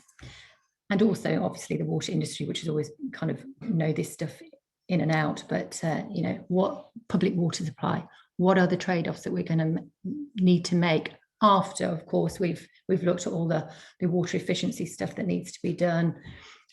So, you know, we'll make sure that the water industry is going as far as it can, but then we are going to face a deficit still, with climate change being so uncertain on the impacts of how that will play out to the 2050s. So that will be looking at those trade-offs, those primary trade-offs that have arisen by September, and then having your chance to then look at the metrics, play on this tool to have your say in and your starting point, I imagine, whichever sector you're in would be your sector. So what does my sector need? And then seeing the impacts of, gosh, that means a huge amount on public water supply, customer bills, you know, i.e. your bill, my bill, or that's not great for agriculture, or, you know, so that's really, can only be done at this level in a social process, because It's not about water industry choosing the options, which has kind of, with stakeholder engagement, has kind of been the traditional approach. This is really, it really works, a bit like the systematic conservation program planning work, where actually you're sitting in a virtual room or an actual room, understanding each other's context and understanding the trade-offs that need to be made, and then what are the options to meet those new water options in the future. And how, so you've sort of seen a little bit of the tool and the interface that the Manchester guys are working on at the moment, but an easy to use tool. So it'll either be that or an even easier version, just depending on, you know, how this all relates, how we can get this to be as simple for you to take part as possible. And we do want as many people to be involved in the regional process as possible. So, you know, trying to make it just simple, kind of making it easy for you as possible. And it is open to all members. And I've listed a few here that would be of particular interest, but by no means, if your sector's not there, it doesn't mean you're not involved. But abstractor groups, of course, because sustainability reductions, water reductions are imposed on all abstractor groups. So how are we going to, what's the reality of those reductions based on what the environment needs? LEPs and local authorities. So we have a stack of strategies around different local authorities, but actually what's emerging, what's new, what are your demands that are coming down the line in terms of water needs and businesses, and making sure that the economy doesn't suffer, and in fact the local economies actually grow. Energy, a natural one, of course, that's a metric in the current planning system. Agri-food, I've mentioned, again, another metric, largely around agri rather than food, but agri is a metric in the trade-off tool. And then nationally, NGOs, the environment is a big metric in the planning tool, but are there ENGOs, environmental groups, that we haven't yet liaised with and engaged with that are critical to this process, and national businesses, which I've mentioned. So again, I picked off retailers, but construction, we've got a couple of construction companies within our membership, but you know, there are many out there. You know, what are your demands? We know that there's huge housing growth, but what, you know, how will this affect? We want you to be ensuring that you can see the draft and understand the draft of the plan, so you can put your points of view across as well. And naturally, the water industry, an obvious one. So in terms of the regional strategic planning events, we intend it to be a blend of in-person. So we'll choose a central location, probably Cambridgeshire, but again, feedback welcome. But Cambridge is a kind of central to our region, and a blend of in-person and online, highly dependent on COVID restrictions by September, October. We know that it's changing daily, and it will probably continue for the foreseeable future. So we're planning on that basis that this ideally works in a social setting, so in person, but we realise either through personal preferences or just through restrictions that might not be possible. So again, how can we replicate that online and make sure that it's still a social process online where you're seeing each other's choices and preferences? And the commitment, I've put 3 days based on what we call the phase one. So what did the technical how long did the technical delivery group to come up with a preferred portfolio, a preferred selection of options to meet the water demands and the water security issues in the future to the 2050s. Now, there will be in reality more than 3 days, because it will be upon yourself to read all the information that we're sending out, to get involved in webinars, videos, understanding how the tool works. So it really is immersing yourself into that process for you to fully benefit from the process as well, and understand the choices that have been made. So 3 days for the actual event, and it's not a case of as I thought, turning up, playing with the sliders or the game that we'll have, and then making your choices and go away. Actually, it's reaching that consensus. It's that social process, understanding the trade-offs, and compromise being a big word in that. And so that's the 3 days. It's that's how long it took last time. and that'll be in September, October. Next slide, please. And then the local focus group. So these will take place as the regional picture is emerging, and that'll be around those local projects that we talked about in terms of what is the impact of the decisions that are coming out of the region options on your local catchment, your local area, and looking again at where your local projects that you have can influence what's been chosen. So if it's 2 reservoirs, for example, how big do they need to be actually with the work that I'm doing, for example, say for farmers and agriculture, actually with my storage reservoirs, it doesn't need to be that big, or I can create with the borough pits and the agri reservoirs systems of systems. So again, it's around how we can influence those big strategic options that are looking to be the preferred options. And that will be open to all members. It will be facilitated workshops. We'll be working very closely with the environmental team to ensure that they're getting out of it what they need in terms of what's the impact on these of the reductions, sustainability reductions on local areas and catchments. And again, blend of in-person and local locations, very much dependent on COVID. And there won't be as much training needed in terms of immersing yourself in the different sectors, but again, we will be tailoring that. So I've put less time there. You know your local projects in your areas best, but there will be an amount of information that you will need to digest as well. And that's October and November. Next slide, please. And there are other options as well, which will all be in the poll and in the survey in terms of, well, I've mentioned quite a few of them there, but working with us until between January and August when the final plan, when the draft plan is out. So again, other opportunities to feed in if, once you've seen the draft plan in black and white, actually, again, a reiterative process after that. Next slide, please. I just put on a timeline there. I'm not going to go through this, but you can see how these kind of interplay until August 2022. So I don't need to say, I guess, too much more on that, but it's there because we'll be circulating these slides after the event. Next slide, please. And main takeaways I wanted to put down from me is certainly being new to this process as well, the regional planning process, is that it's a reminder that we are planning for 50 years ahead.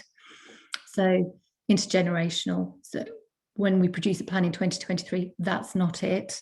There will be, it's 5-year planning cycle. So, it will be an iterative process, but, we're starting from now, and it's looking at times when certainly many of us won't be working in the water industry, or maybe working. So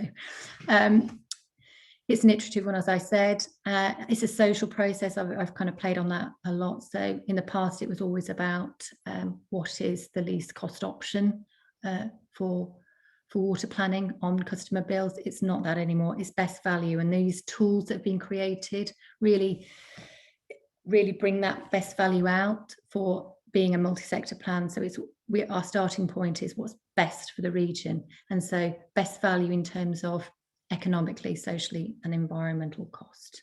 And as I say, and as I've just mentioned, it's about what's best for our region. That's our starting point, which is quite different, I guess, from how it's been done before.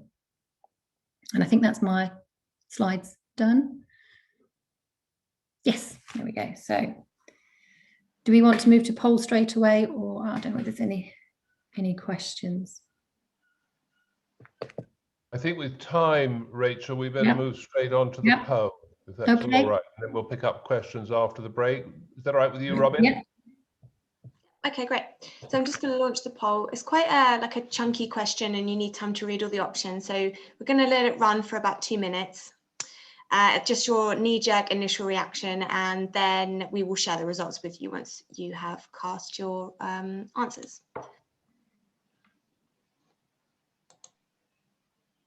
So you should be seeing that now.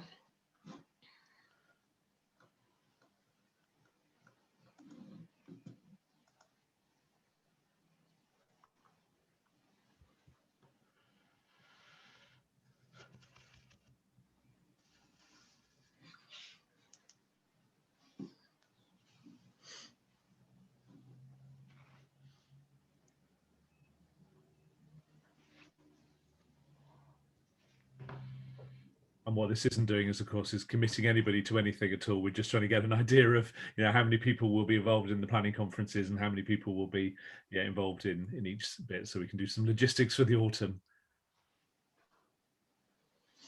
Yes, this will certainly help shape in terms of, are we doing a regional planning process for 10 people, 10 organisations? And I think there's a comment there from Martin Baker in the chat, which we need to consider in terms of there may be situations where there's one organisation representing a large sector just because others can't get there. So we need to look at that. But yeah, are we planning for 10 people? Are we planning for 100 organisations? That will help us shape the logistics of how we run these and where. This the same question as well will appear in the post-webinar survey too. So if you change your mind or you think more on it, you can answer it in a different way if you want. Enough time for the poll, Nancy? 72%, no, a little bit more time. A little bit more. 2 minutes seems like such a long time, doesn't it, when you're just waiting? It does.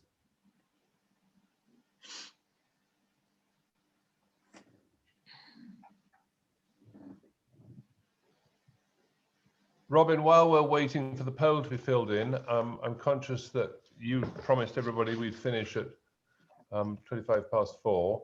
How long do you want to give people for a break, therefore?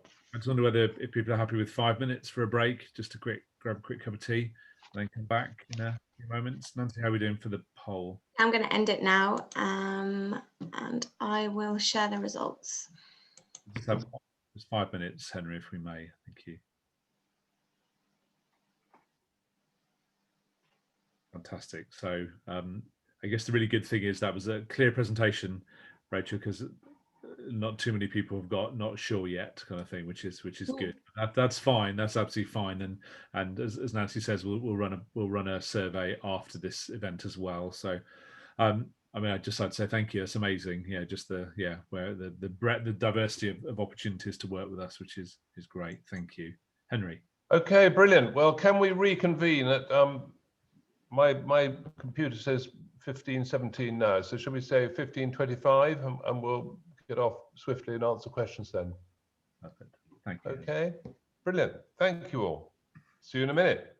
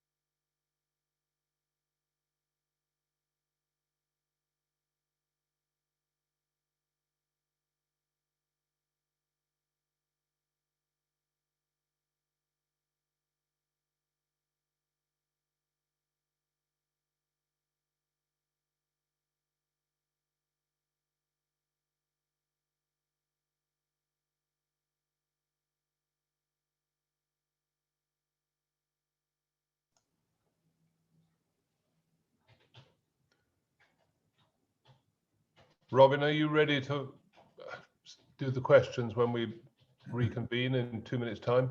Yeah, got three questions so far, Henry, to answer. So we'll Okay, excellent. And you'll introduce the project partners for item 8. Yeah, if you have, yeah, absolutely. I've got the list of our presenters. So yeah, perfect. Great, well done. Thank you. Kirsty driving for us.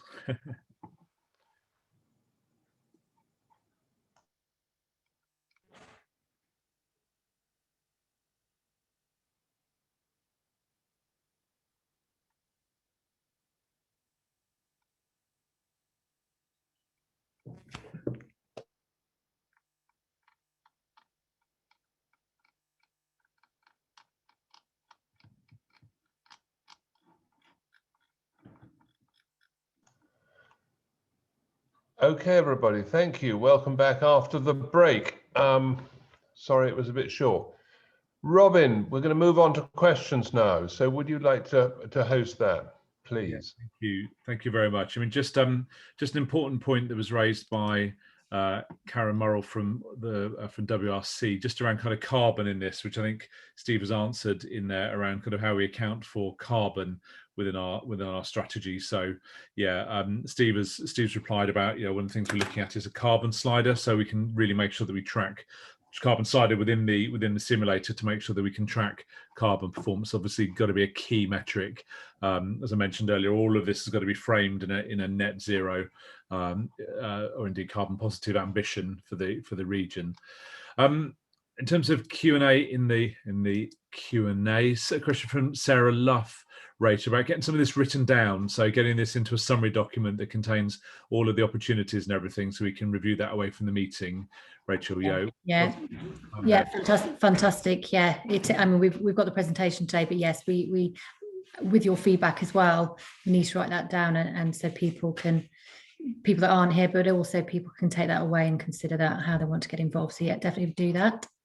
Perfect. And a really good point that actually we haven't done anything on yet, Calvin. A question from Calvin Allen from the Angling Trust in terms of broader long-term vision. Maybe look at some form of engagement with students across the region to ensure we capture young people's ambition.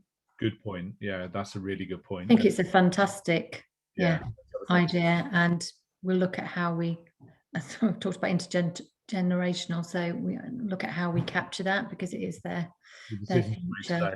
Impact our children. Yeah, and I should mention, because there are some community groups in membership and on this call today, that it's not just, and people refer to it as a soft side, but actually I think it's hugely important, but health and well-being of these options. So, you know, regional community groups are very key to this as well. Yeah. Question from Simon Darch. Water stress is already starting to influence planning strategy in the area and could stifle growth. Is there more that could be done in advance of the regional plan to influence stakeholder confidence the long-term solutions to the problem are understood and deliverable? Well, yeah, it's a great question, Simon. It's something that's taking up quite a lot of my time in terms of meetings and conversations.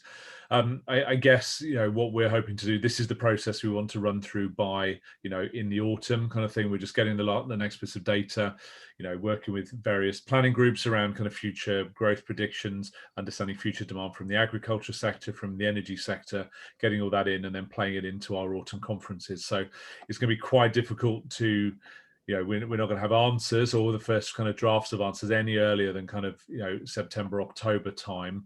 What we hope is that by describing this process in some transparency and detailing the process, that in itself brings a level of confidence that, you know, there is a process for doing this. But yeah, timescales in terms of deliverability of solutions, yeah, that's the debate, exactly the debate we're going to be having as we move into the autumn. But we're going to struggle to bring timescales too much further forward, really, than where we are now.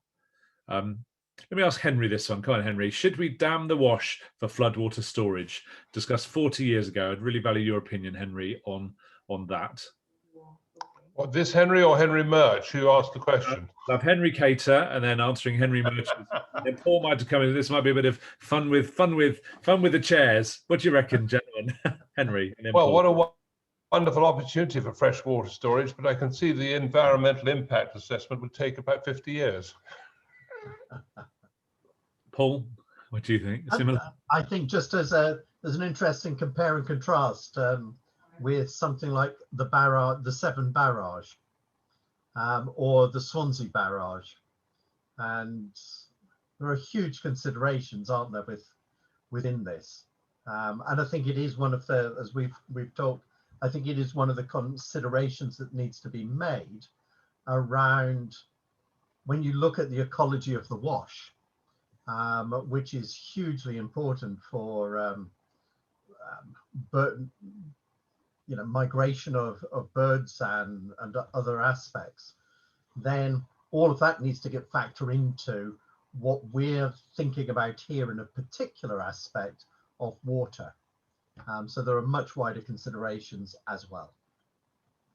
And I did see there was a question. I'm just trying to find, just scrolling through now. There was a very sensible. These are all very great questions, but a very specific question around. If we're going to stop, reduce the amount of fresh water flowing into the Wash by kind of intercepting IDB flows, main river flows, and putting storage in the way.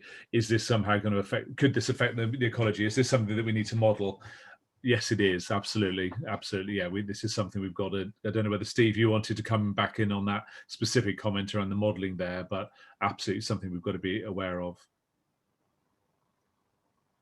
Well, only really to echo your points, Robin, and yeah, I think that stuff is really, really detailed and technical, and probably be picked up through the option development process, which is being driven by the water companies.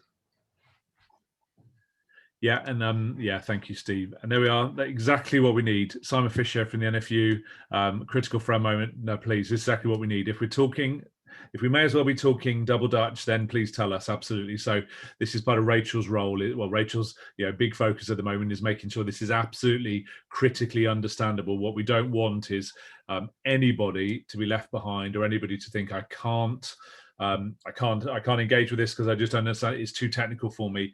This has got to be, this is a regional problem. This is all of our problems to solve. So we've all got to be able to access this and be included in this. So it's a really, really good point, Simon, and something I'm sure Rachel has made a note of. It's something it's something that, now that we're getting the data in and we can start making sense of it. And anybody that, the best person to do it is me, because I'm not a technical person. I'm not, a water resource planning person. So if I don't understand it, then so I'm making sure I can understand it to translate that to everybody else. Yeah.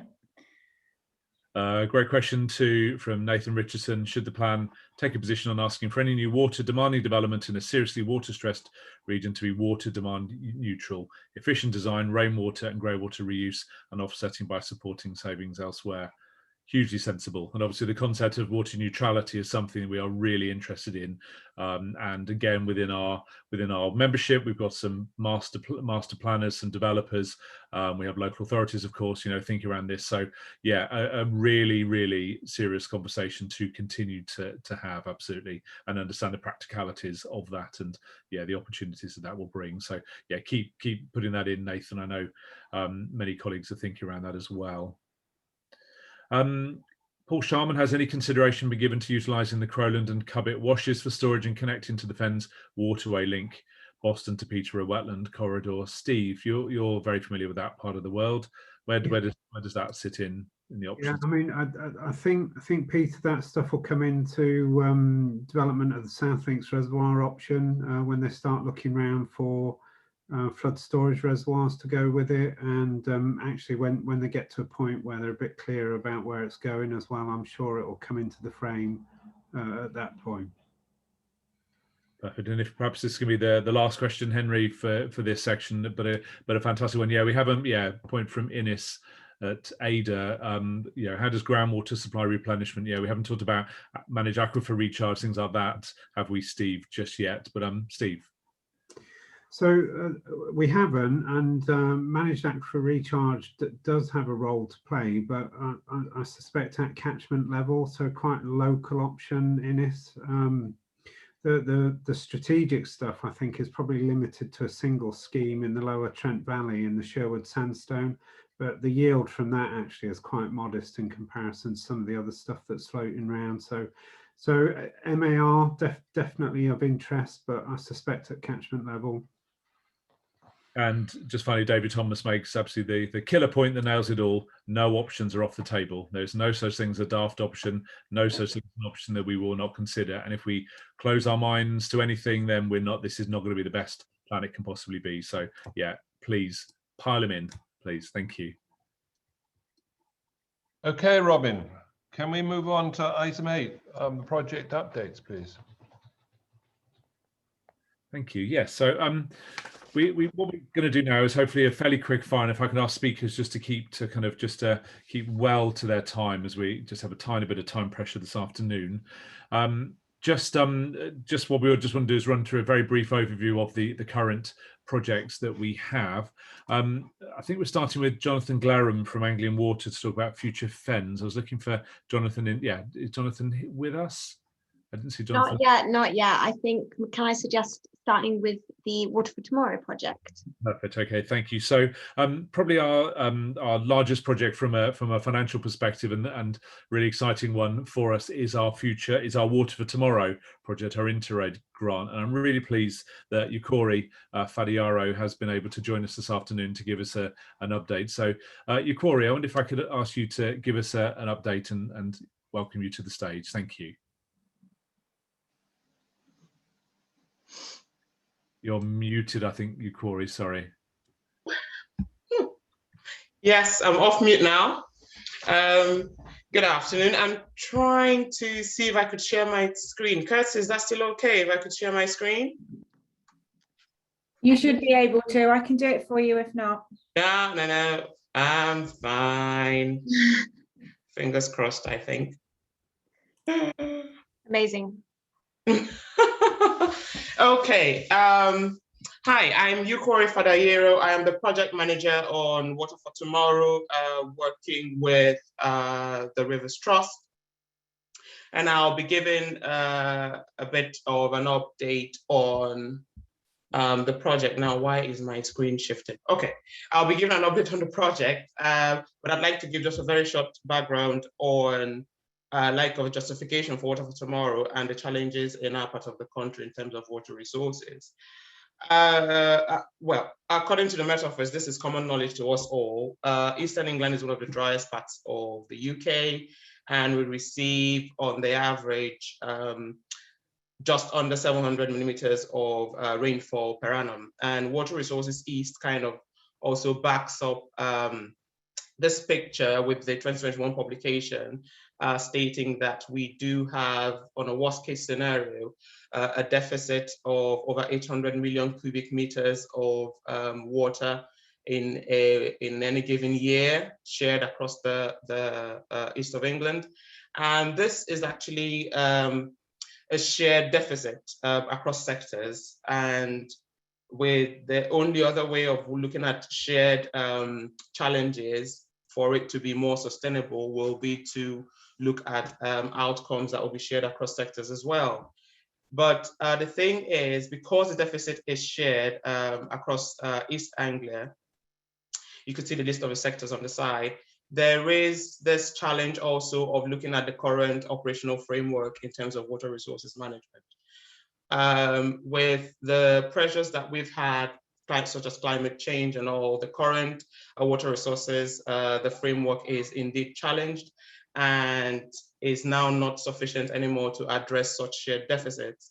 So a multi-sector approach to water resources management is really key to achieve any sustainable resilience that will have to do with the environment or the economy. And of course, such multi-sector approaches will also help us mitigate against future challenges and uncertainties in terms of climate change and population growth, all of which would still impact on water demand. So Water for Tomorrow is an EU Interreg funded project and is creates an opportunity really to be able to implement a multi-sector approach to water resources management at catchment level. Now, the project is aiming to create an outcome of really being able to test innovative and water management solutions that will be holistic as it affects every other sector and interests in terms of water resources. Now, these new management approaches will be piloted in 5 catchments. There will be 2 pilot sites in France, which are Brittany and Hauts-de-France, and 3 in England, which are the Broadlands, East Suffolk, and Cameo. And notably, all of the 3 pilot sites in England are all in the eastern part of the country. So what are the key information around the project? It has now commenced as of January of this year and will run until March 2023 at a total budget cost of 4 million euros. The project partners in the English side is the Rivers Trust, who's the lead partner, Water Resources East and Environment Agency, while the French partners are BRGM and Cabelair, and all the logos for each of the partners are at the bottom of the slide. So the aim of Water for Tomorrow really is to adapt ways of working, some of which may already be existing, but also to use innovative tools to provide a deeper insight into our water systems. And this will help drive and support decision-making, both for short-term efficiencies in water resources management, but also help with long-term planning, especially at catchment level. Now, the delivery strategy for this project is driven by a very strong stakeholder participatory element, and securing the environmental water needs is crucial and a key factor to determining what water is available for us all to use across sectors. So Water for Tomorrow is keen to engage with strategic water resources projects in the pilot sites and beyond. But most importantly, the essence of this engagement at the pilot sites to be sure we're not duplicating efforts and that projects complement each other in terms of outcomes and a bit more aligned in delivery. So how is Water for Tomorrow planning to be delivered? We could see there are 4 main sections on the slide in front of you. However, one strong point that runs across all the 4 sections is a participatory approach from stakeholders and a very strong engagement across all sectors. So the project will start with information gathering across all sectors, working with stakeholders to understand our current water resources systems and its vulnerabilities.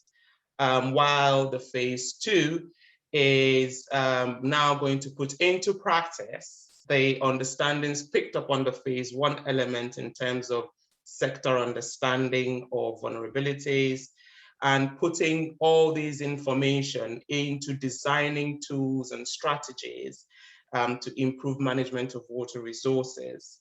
It will also highlight options where these are available, but the tools that will be designed in the phase 2 will be incorporating near real-time data and citizen science information as much as possible. Now, the third phase of the project will be implementing these new management strategies that had been designed in phase 2, but these implementations are now aimed to achieve more rapid responses in terms of water resources management, as well as try to build real-time resilience to periods of prolonged dry weather and for quicker turnaround times in terms of what's available and what is not available. The phase 4 of Water for Tomorrow involves a wider communication of the outcomes of the phase 1, the phase 2, the phase 3. And of course, in phase 3 as well, there will be the testing of these processes and strategy that would have been developed from the tools on phase 2. So phase 4 is now, how do we communicate this information more widely? How will it be rolled out in terms of creating these options in water resources management, but having a wider rollout or scale up of such solutions across France and the United Kingdom. Same would also be looked to be embedded into CABA, so that there is more resilience, not just for the eastern part of England, but for the wider areas where the solutions we've developed would be applicable. So currently, where is Water for Tomorrow as a project at? We are currently in the first phase of its delivery, and the stakeholder engagement workshop is scheduled for June 29th from 10 a.m. to 1 p.m. Now, the aims and objectives of this day would be to gather that shared understanding of sector water demand, also capture information in terms of sector vulnerabilities in periods of reduced water supply, but most importantly also to highlight the increasing limited availability of water for the future and why we would look to have all stakeholders involved at all stages of the Water for Tomorrow project. Now, the day will begin to build a cross-sector understanding on water systems and highlight the scope of delivery of the project as well, because Water for Tomorrow has got a 2-year duration period to run. So your participation really in building this understanding is key to the delivery of Water for Tomorrow, so we can all collectively develop a water resources management option that would be beneficial really across sectors. I hope my update is adequate, and thank you. I'm happy to take questions now. That's perfect. Thank you so much indeed, and well done to the Rivers Trust for getting you appointed. Well done to the Environment Agency for appointing Harry Condy as project manager. WRE will be in. Steve and I are interviewing for our project manager next week, so soon there will be three of you on the team. So yeah, apologies, we're a little bit behind you, but catch up soon, Corey. But thank you so much for that presentation. I can't see any questions in the chat, so I wonder if we'll move on if I may. But yeah, thank you, Corey. Yeah, I'd like to introduce Jonathan Glarham from Anglian Water to give us a brief update on future fens. Jonathan, you're very welcome. Thank you.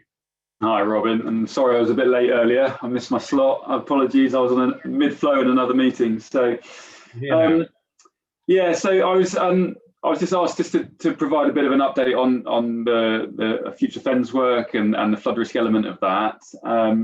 Mainly because I think Paul Burrows from the Environment Agency wasn't able to be here today. So I'll cover off what I hope Paul would say, what I think he would say. So and the main thing that and I suppose the biggest sort of step forward and the biggest publication recently has been a new baseline report looking at flood risk in particular across the Great Ouse catchment.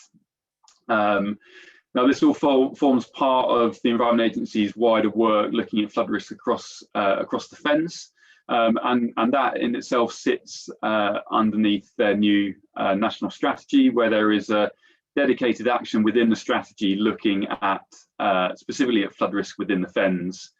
And the fens is the only geographic location in the whole of England that is named within that strategy. So it is signalled out as a place of particular interest in terms of managing flood risk and what that looks like going forward for the future. And the development of this baseline report, which you can, if you're interested in reading it, both there's a summary and the full document that can be downloaded from the ADA website, and you should be able to find it there from their homepage. So, but yeah, so the baseline report outlines really, I suppose, the challenges for the Great Ouse catchment over the next 100 years, and looks at what funding is needed really to, as I think about it, sort of hold the line, so hold the kind of current standard of protection across that fen. So not making any improvements in terms of a changing climate, but just where we need to be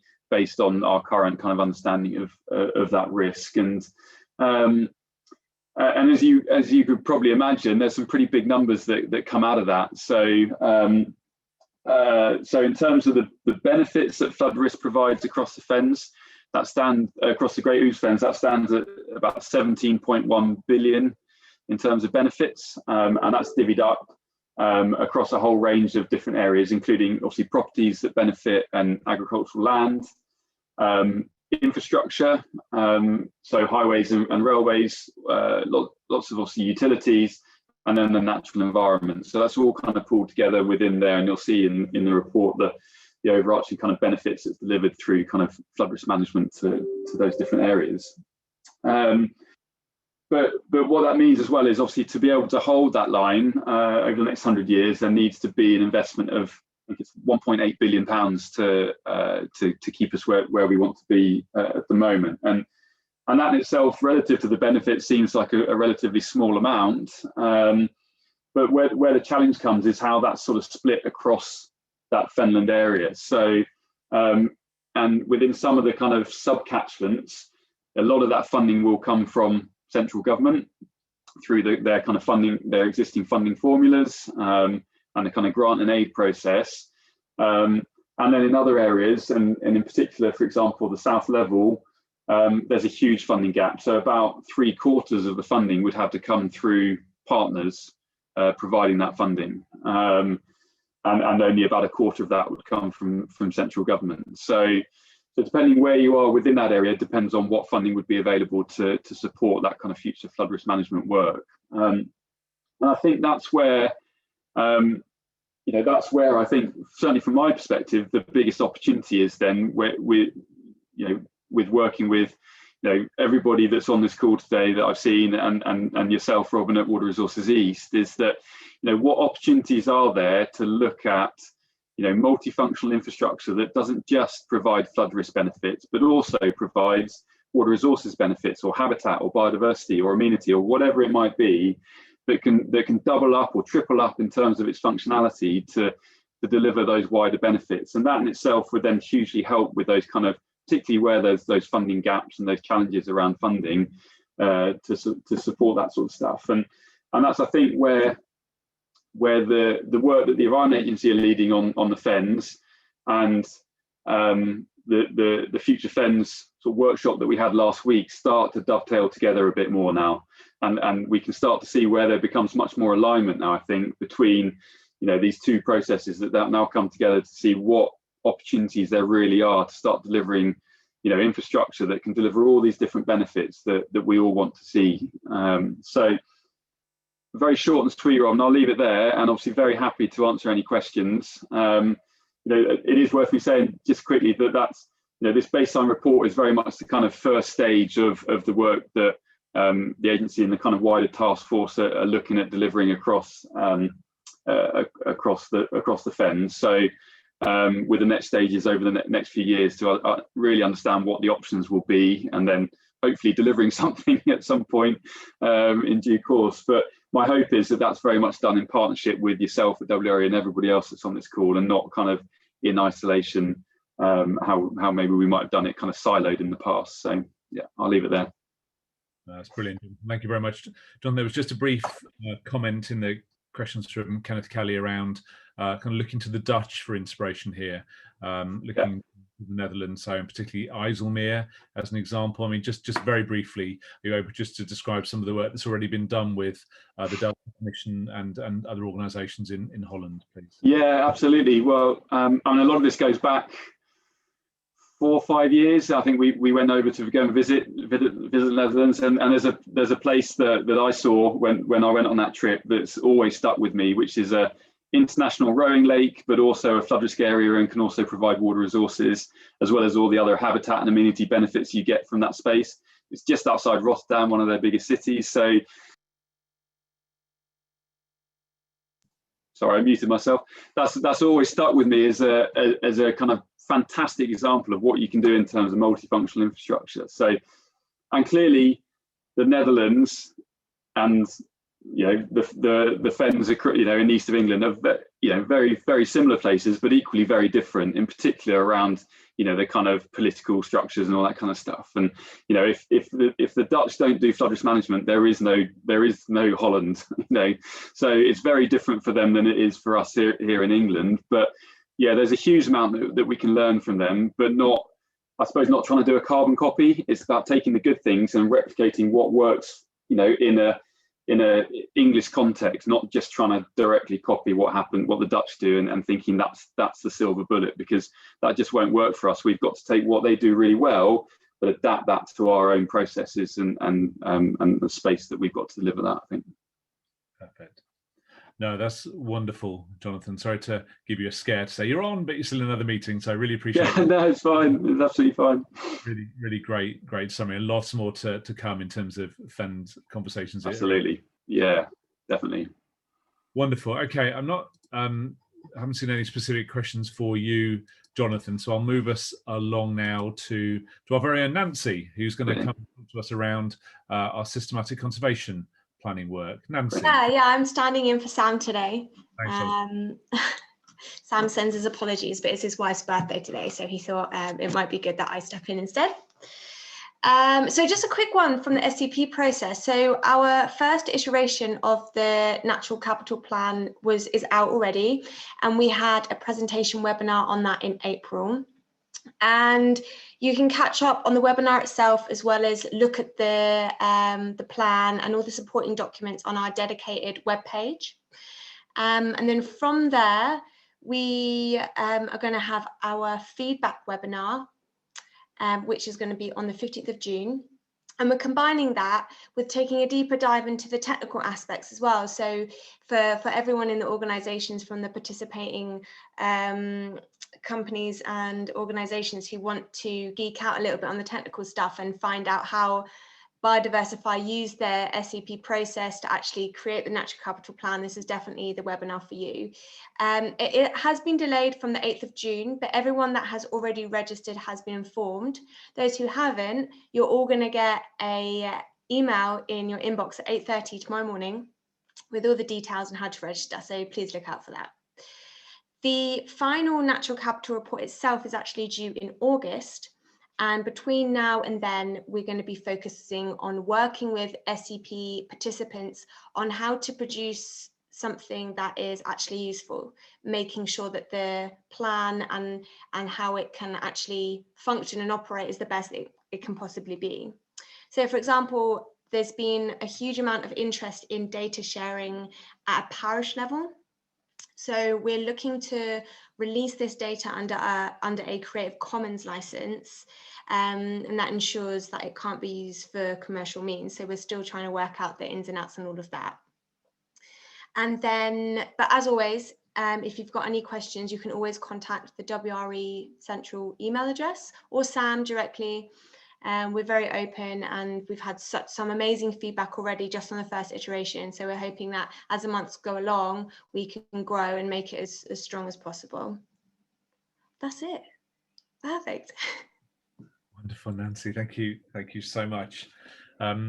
Wonderful. No, really great update, and there's some really interesting and exciting conversations kind of spinning out from the SCP in terms of kind of how we're going to use that, in some very interesting conversations with Wild East, for example, in some very interesting conversations, say, around parish level and how we use this to drive action at community level, and also how we use this at county scale, so how we might use this in Norfolk, in Suffolk, in Cambridgeshire. Some very interesting conversations with Natural Cambridgeshire this week. So yeah, lots coming out, and yeah, thank you, Nancy, for everything you're doing. It's always worth saying that this is the first time SCP has been done on this scale in the world. So we're all kind of going through this together, new, with fresh eyes. And so nothing, if you have a suggestion or a real big criticism of anything, you just tell us, because we haven't really nothing to compare it to scale wise. So anything that anyone wants to say about it is more than welcome. Yeah, and I think it's a really good one for some critical friends, kicking the tires on the process. That's a good slot for some critical friends to come in and really work with us on that. So Nancy, thank you. There is one question come up. Yeah, well, can I just wonder if is Jonathan still with us? No, I think Jonathan's had to go. So we'll come back, Stephen. Yeah, we'll come back to that question in a moment for you, Stephen. We'll come back on that one. Julia has just switched the camera on. Julia's having terrible connection problems. I'm just going to change the order around, if I may, in terms of presenters. I was going to bring you on last, Julia, but Julia, can I introduce Julia Beeden, who's our Norfolk program manager. Julia, I wonder if you just had to say a few words, just as long as your Wi-Fi holds up. Thank yeah, you. it's my Mac. It's grinding to my hold. Hi, lovely to meet you all. As Robin mentioned earlier, I've just joined Water Resources East as the Norfolk Water Strategy Programme Manager, and we're basically looking to maximise the way that nature-based solutions can help to manage Norfolk's water, and really aiming to develop a long-term proposal that can attract large-scale private and public funding. Sophie gave a presentation, I believe, at the last Stakeholder Advisory Group, and so we'll provide quite a bit more detail next time. But I'm really, very much looking forward to working with everyone. And I think I know quite a few of you already, which is great from my previous role at Cambridgeshire County Council, where I was the Flood Risk and Biodiversity Business Manager. But yeah, very much looking forward to working with you all. Brilliant, thank you, Julia. Yeah, that is just we'll give a much broader update on the Norfolk plan at the next one. But yeah, great, great. Your Wi-Fi and your Mac held out long enough for you to introduce yourself. That's wonderful. Thank you.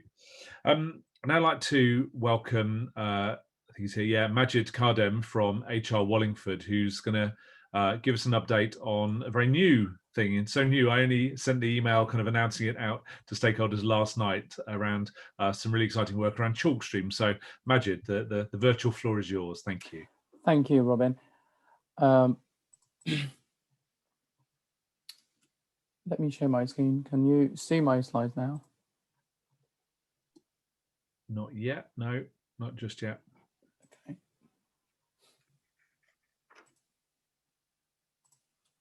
Yeah, it's coming through. Thank you. Yeah, thank you, Majid. Thank you. Great. So I'm going to talk about the project that we have recently started. We were at the very early stages of this project, and it is focusing on the chalk catchments and chalk streams and how we can improve the resilience of chalk catchments, but by not only focusing on reduction and abstraction, but also other means and options. Just a quick fact around the project and the company in general. This is a project funded by HR Wallingford and is being done by HR Wallingford. And that's because HR Wallingford is a not-for-profit company. So any profit that we make has to be spent on the research projects like this one. This project has received a funding of just above 100 grants, which has to be spent over 2 years, and to be specific, this financial year and the next one. I'm going to give a general overview of the project, and I will start with the problem that we're facing. The state of the chalk streams and chalk catchments is deteriorating, and it has been always under lots of stress, and it has been a concern from water sector and regulators and many organizations. The current remedy is to basically reduce abstraction, hoping that they will improve the environmental standards and improve the condition in chalk streams. Whilst this is helpful and useful, and it will actually improve things, this is costly because once we reduce abstraction anywhere, we have to fill that gap by a new supply side option or demand management option, which eventually becomes costly. So what we can do for that specific problem, that would be the aim of this project. So the first and foremost, the purpose of this project is to address that very issue I explained in the previous slide. And in doing so, we are not only going to focus on reducing abstraction. While we keep reducing abstraction as an option, we will add other options such as nature-based solutions, different land use management and use change, and lots of other options that we have to kind of develop following having meetings with the stakeholders and the project steering group.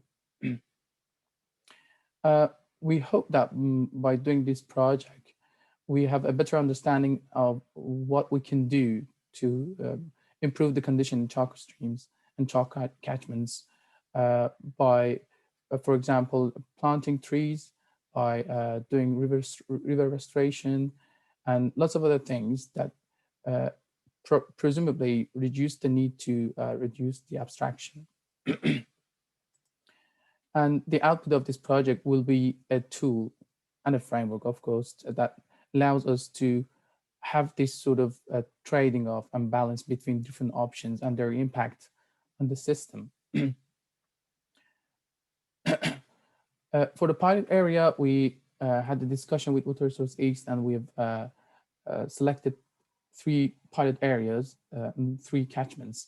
Stifkey, the Loch, and the Granta are the nominated catchments. We might add to this list later on, but this is the provisional list of the pilot areas that we are going to assess.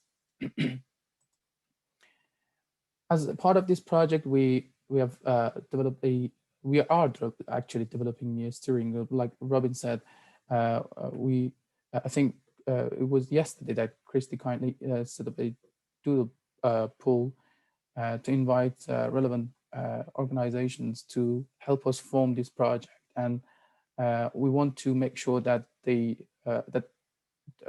everybody who is relevant to the catchment and the chalk stream actually is heard, and we have a good list of options. And like one of the comments, there is no option off the table. We want to make sure that is not going to happen. So we have already contacted people within Water Resources East. Obviously, we had Robin, Steve, and Jeff Dodge as our starting point, and Cambridge Water, Norfolk River Trust, Cam Valley Forum, and Natural England, Environment Agency, and River Catchment Partnership. And we are expanding that list, and we are reaching out still. There would be some links between this project and other projects, which will be helpful surely in the life of these projects. The first one is the project that we did recently, and it focused on modeling of groundwater surface water interaction. And what this project does is essentially quantifying the impact on the surface water flow from the changing abstraction upstream of that point. And where a colleague of mine in the company has developed a model that does this for us. And I think we have to use this in this project as well. The other one is the project that just started between HO Wallingford and Water Resources East, and it is about developing a framework to aid cost-benefit analysis for the next round of decision-making and option selection for Water Resources East. So we have to, in that project, bring different types of metrics in one place that allow a nice trading off between all these metrics. And this will happen in this project as well, because eventually we have different options. We want to measure the impacts of selecting some of the options, for example, river restoration, and then we have to trade off between these different options and their metric scores. The other one is Catchment Life, which is a project led by Southeast Water and is funded through Ofwat's Innovation Fund. We had a meeting with a couple of people from Southeast Water just a couple of weeks ago. And whilst this project is focusing mostly on ecological side of the Catchment Life, there was some good insight and some nice overlaps between what they're going to do and what we are going to do. For example, some of the nature-based solutions and their impact on the environment can be captured from that project as well. So we agreed to be in touch over the period of this project and let us know of the progress of these two projects. And finally, the project I was involved many years ago when I was doing my PhD at the University of Manchester, which was about extending their EBSD model to generate near optimal solutions. So it allows the model to look at a range of equally optimal least cost solutions rather than just one least cost solution. And I think we need that approach and concept in this project as well, to make sure that we're not producing a single optimal solution, but we are looking at the best value plan and a best value solution. And that will be the end of my presentation. I'm happy to take any question. It's really, really helpful, Majid. Thank you very much indeed.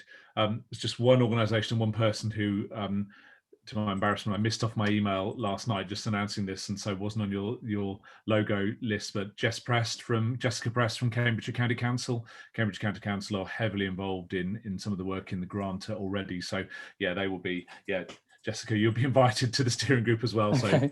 Your logo will be added. My apologies, sincere apologies.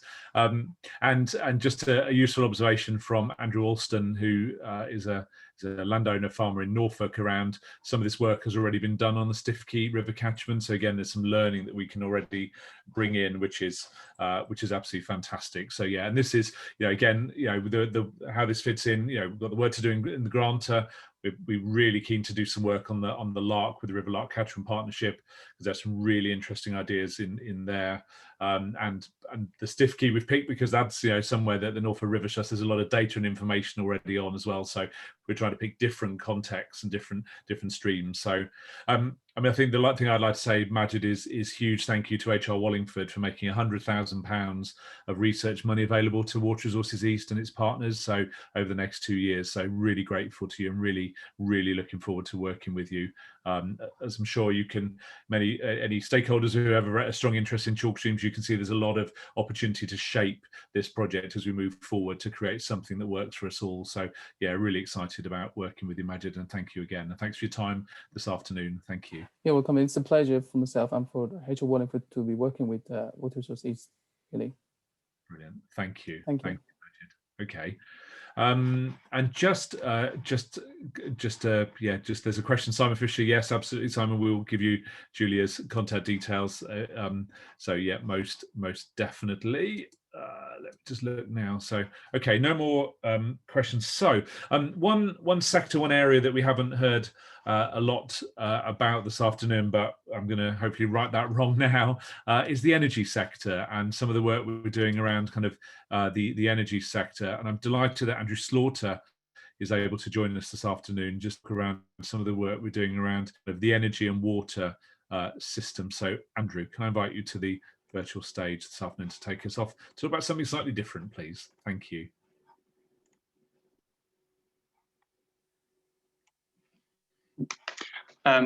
Okay, I just want to get my screen right. Just hold on for a minute. We can't see you, Andrew. Is that a bandwidth issue? No, hold on. Okay, so this is right.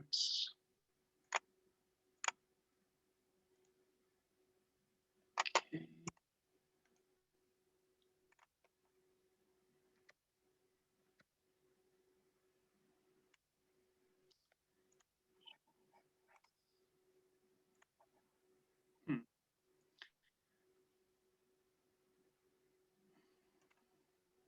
Something's happening, Andrew.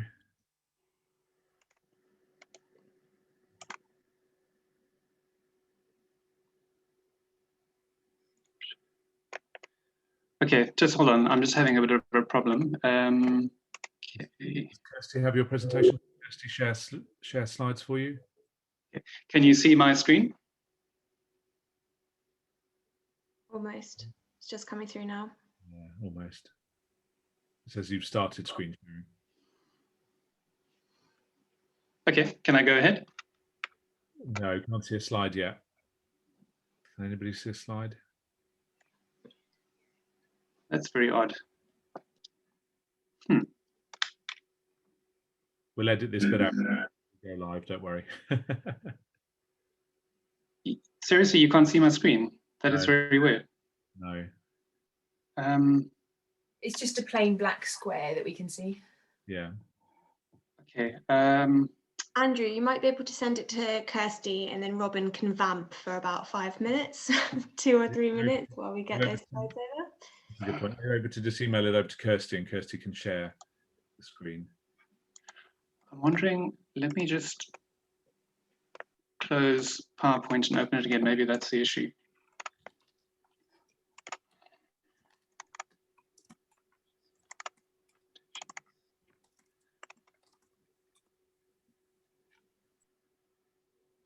Okay. Let me just try one more time. Hold on. Because I haven't had this issue before with okay.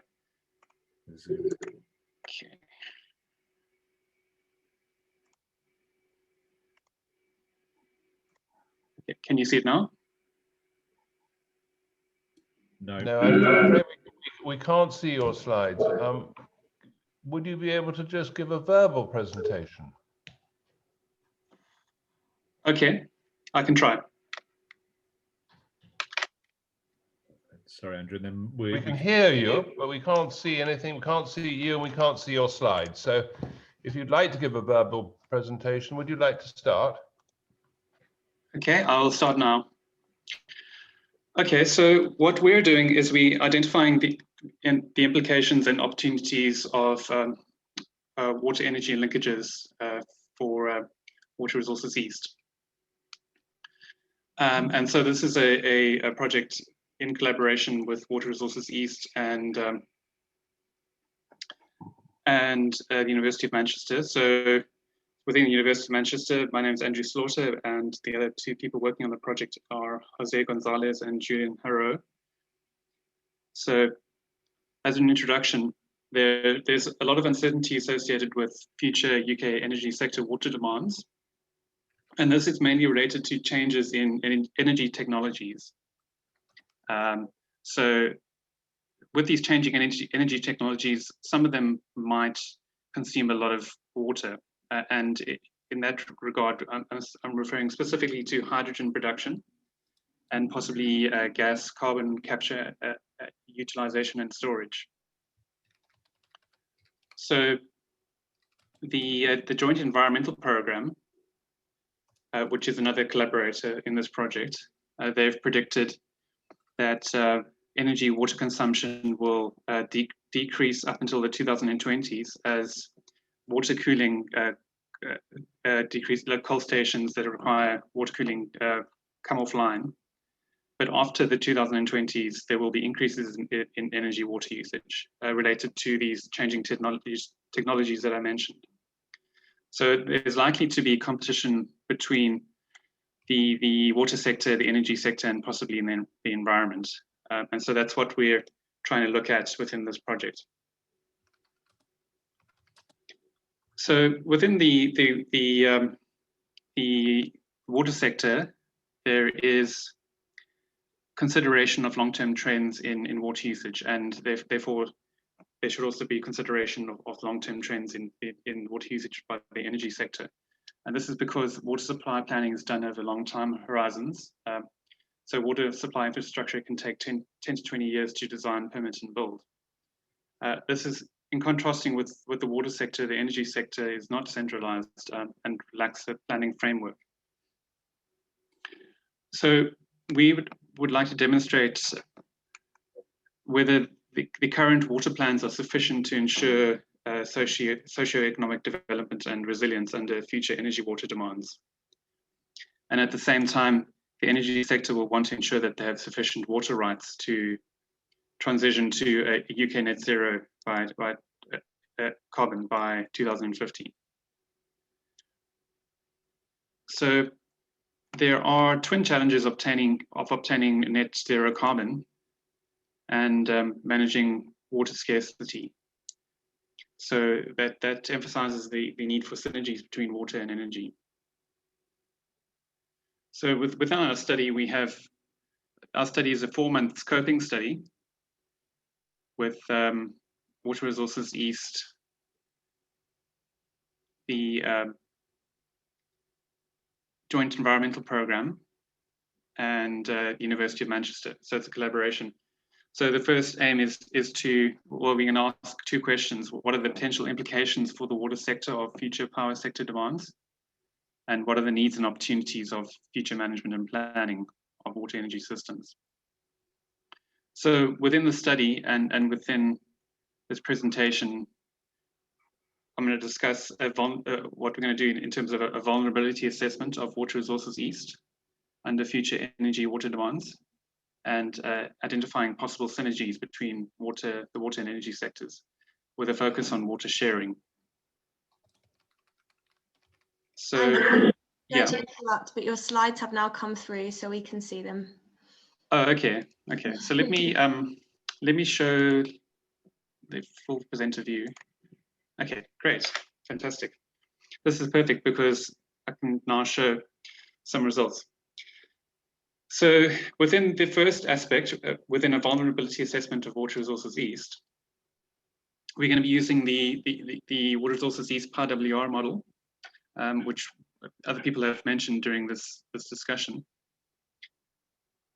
Then we're going to use the yearly water demand projections for 2050.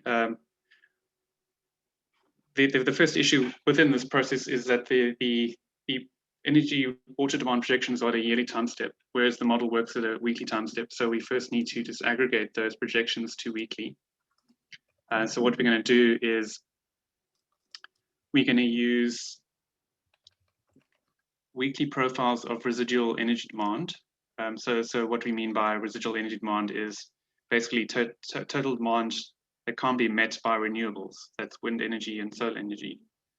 So you'll get a weekly profile of these residual energy demands.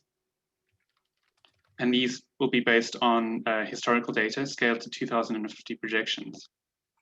And then we'll assume that certain security of supply energy classes are dispatched during the peaks in this residual demand. So there are certain energy classes that will be used to assure security of supply when there's not sufficient renewables. And then we also consider that the stochastic nature of wind by producing multiple data sets of wind energy to produce these profiles. So we then take the disaggregated energy water demands and we spatially place them in the WRE model according to the subregions of the JEP subregions. And then we can assess the vulnerability of the system to these increased future energy water demands by investigating various metrics. So for example, here's an example of one disaggregation we've done already. So within the future energy water demand projections, there's multiple scenarios of or multiple mixes of power plant types and positions and capacities. And there's 8 subregions in the projections within WRE, and there's 8 energy classes within each subregion. So as you can see, the security of supply energy classes are disaggregated according to the peaks in the residual demand. And within the graph, you can see, for example, I don't know if the legend is being hidden. Oh, there we go. So for example, the Trent tidal gas class shows these peaks in residual demand during winter and then less in summer. And then if we add up all these water demands, we get a total for WRE. And we also have some energy classes that just have a constant distribution of demand across the year, such as nuclear and a few others.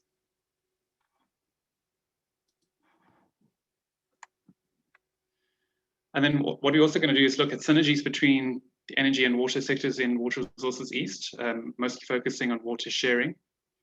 And so there's currently no short-term market in the English water sector for sharing of water rights, but there's definitely potential for sharing between water and energy. And this will enable each sector to avoid the costs implied by water scarcity at inopportune times. So the transition to renewables and hydrogen would definitely encourage water trading. This is just an example of a separate project we did investigating possible water trading within the Anglian Water Rutherford system. And here we investigated various scenarios of trading between the Barford energy abstraction, which is here below Grapham, or above Grapham, sorry, Grapham Reservoir, and trading with the middle level commissioners, which it's an agricultural demand. So within this trading, the Barford license was transferred to Grapham over a 12-week period, and whereas we allowed the mid-level commissioners to abstract for a 6-week period. And so what this did was it allowed demand sites to abstract more water from Grapham and less water from Rutland and Pittsford, and then the difference could be accessed by the middle-level commissioners. And so what we found was that the system balances by transferring water from south to north, and we get similar levels of service performances between the trading scenarios and the recent actual flows. So this process shows that water trading is definitely possible while maintaining the levels of service within the system. And so within this water energy project, we'll likely do similar analyses. We've also developed a trading tab in the online WRE regional simulator interface. So this will allow trades or bundles of trades to be established within the system, just within this simple interface. So some final remarks. So the study will be able to demonstrate vulnerabilities in the Water Resources East system to future energy water demands under current water planning.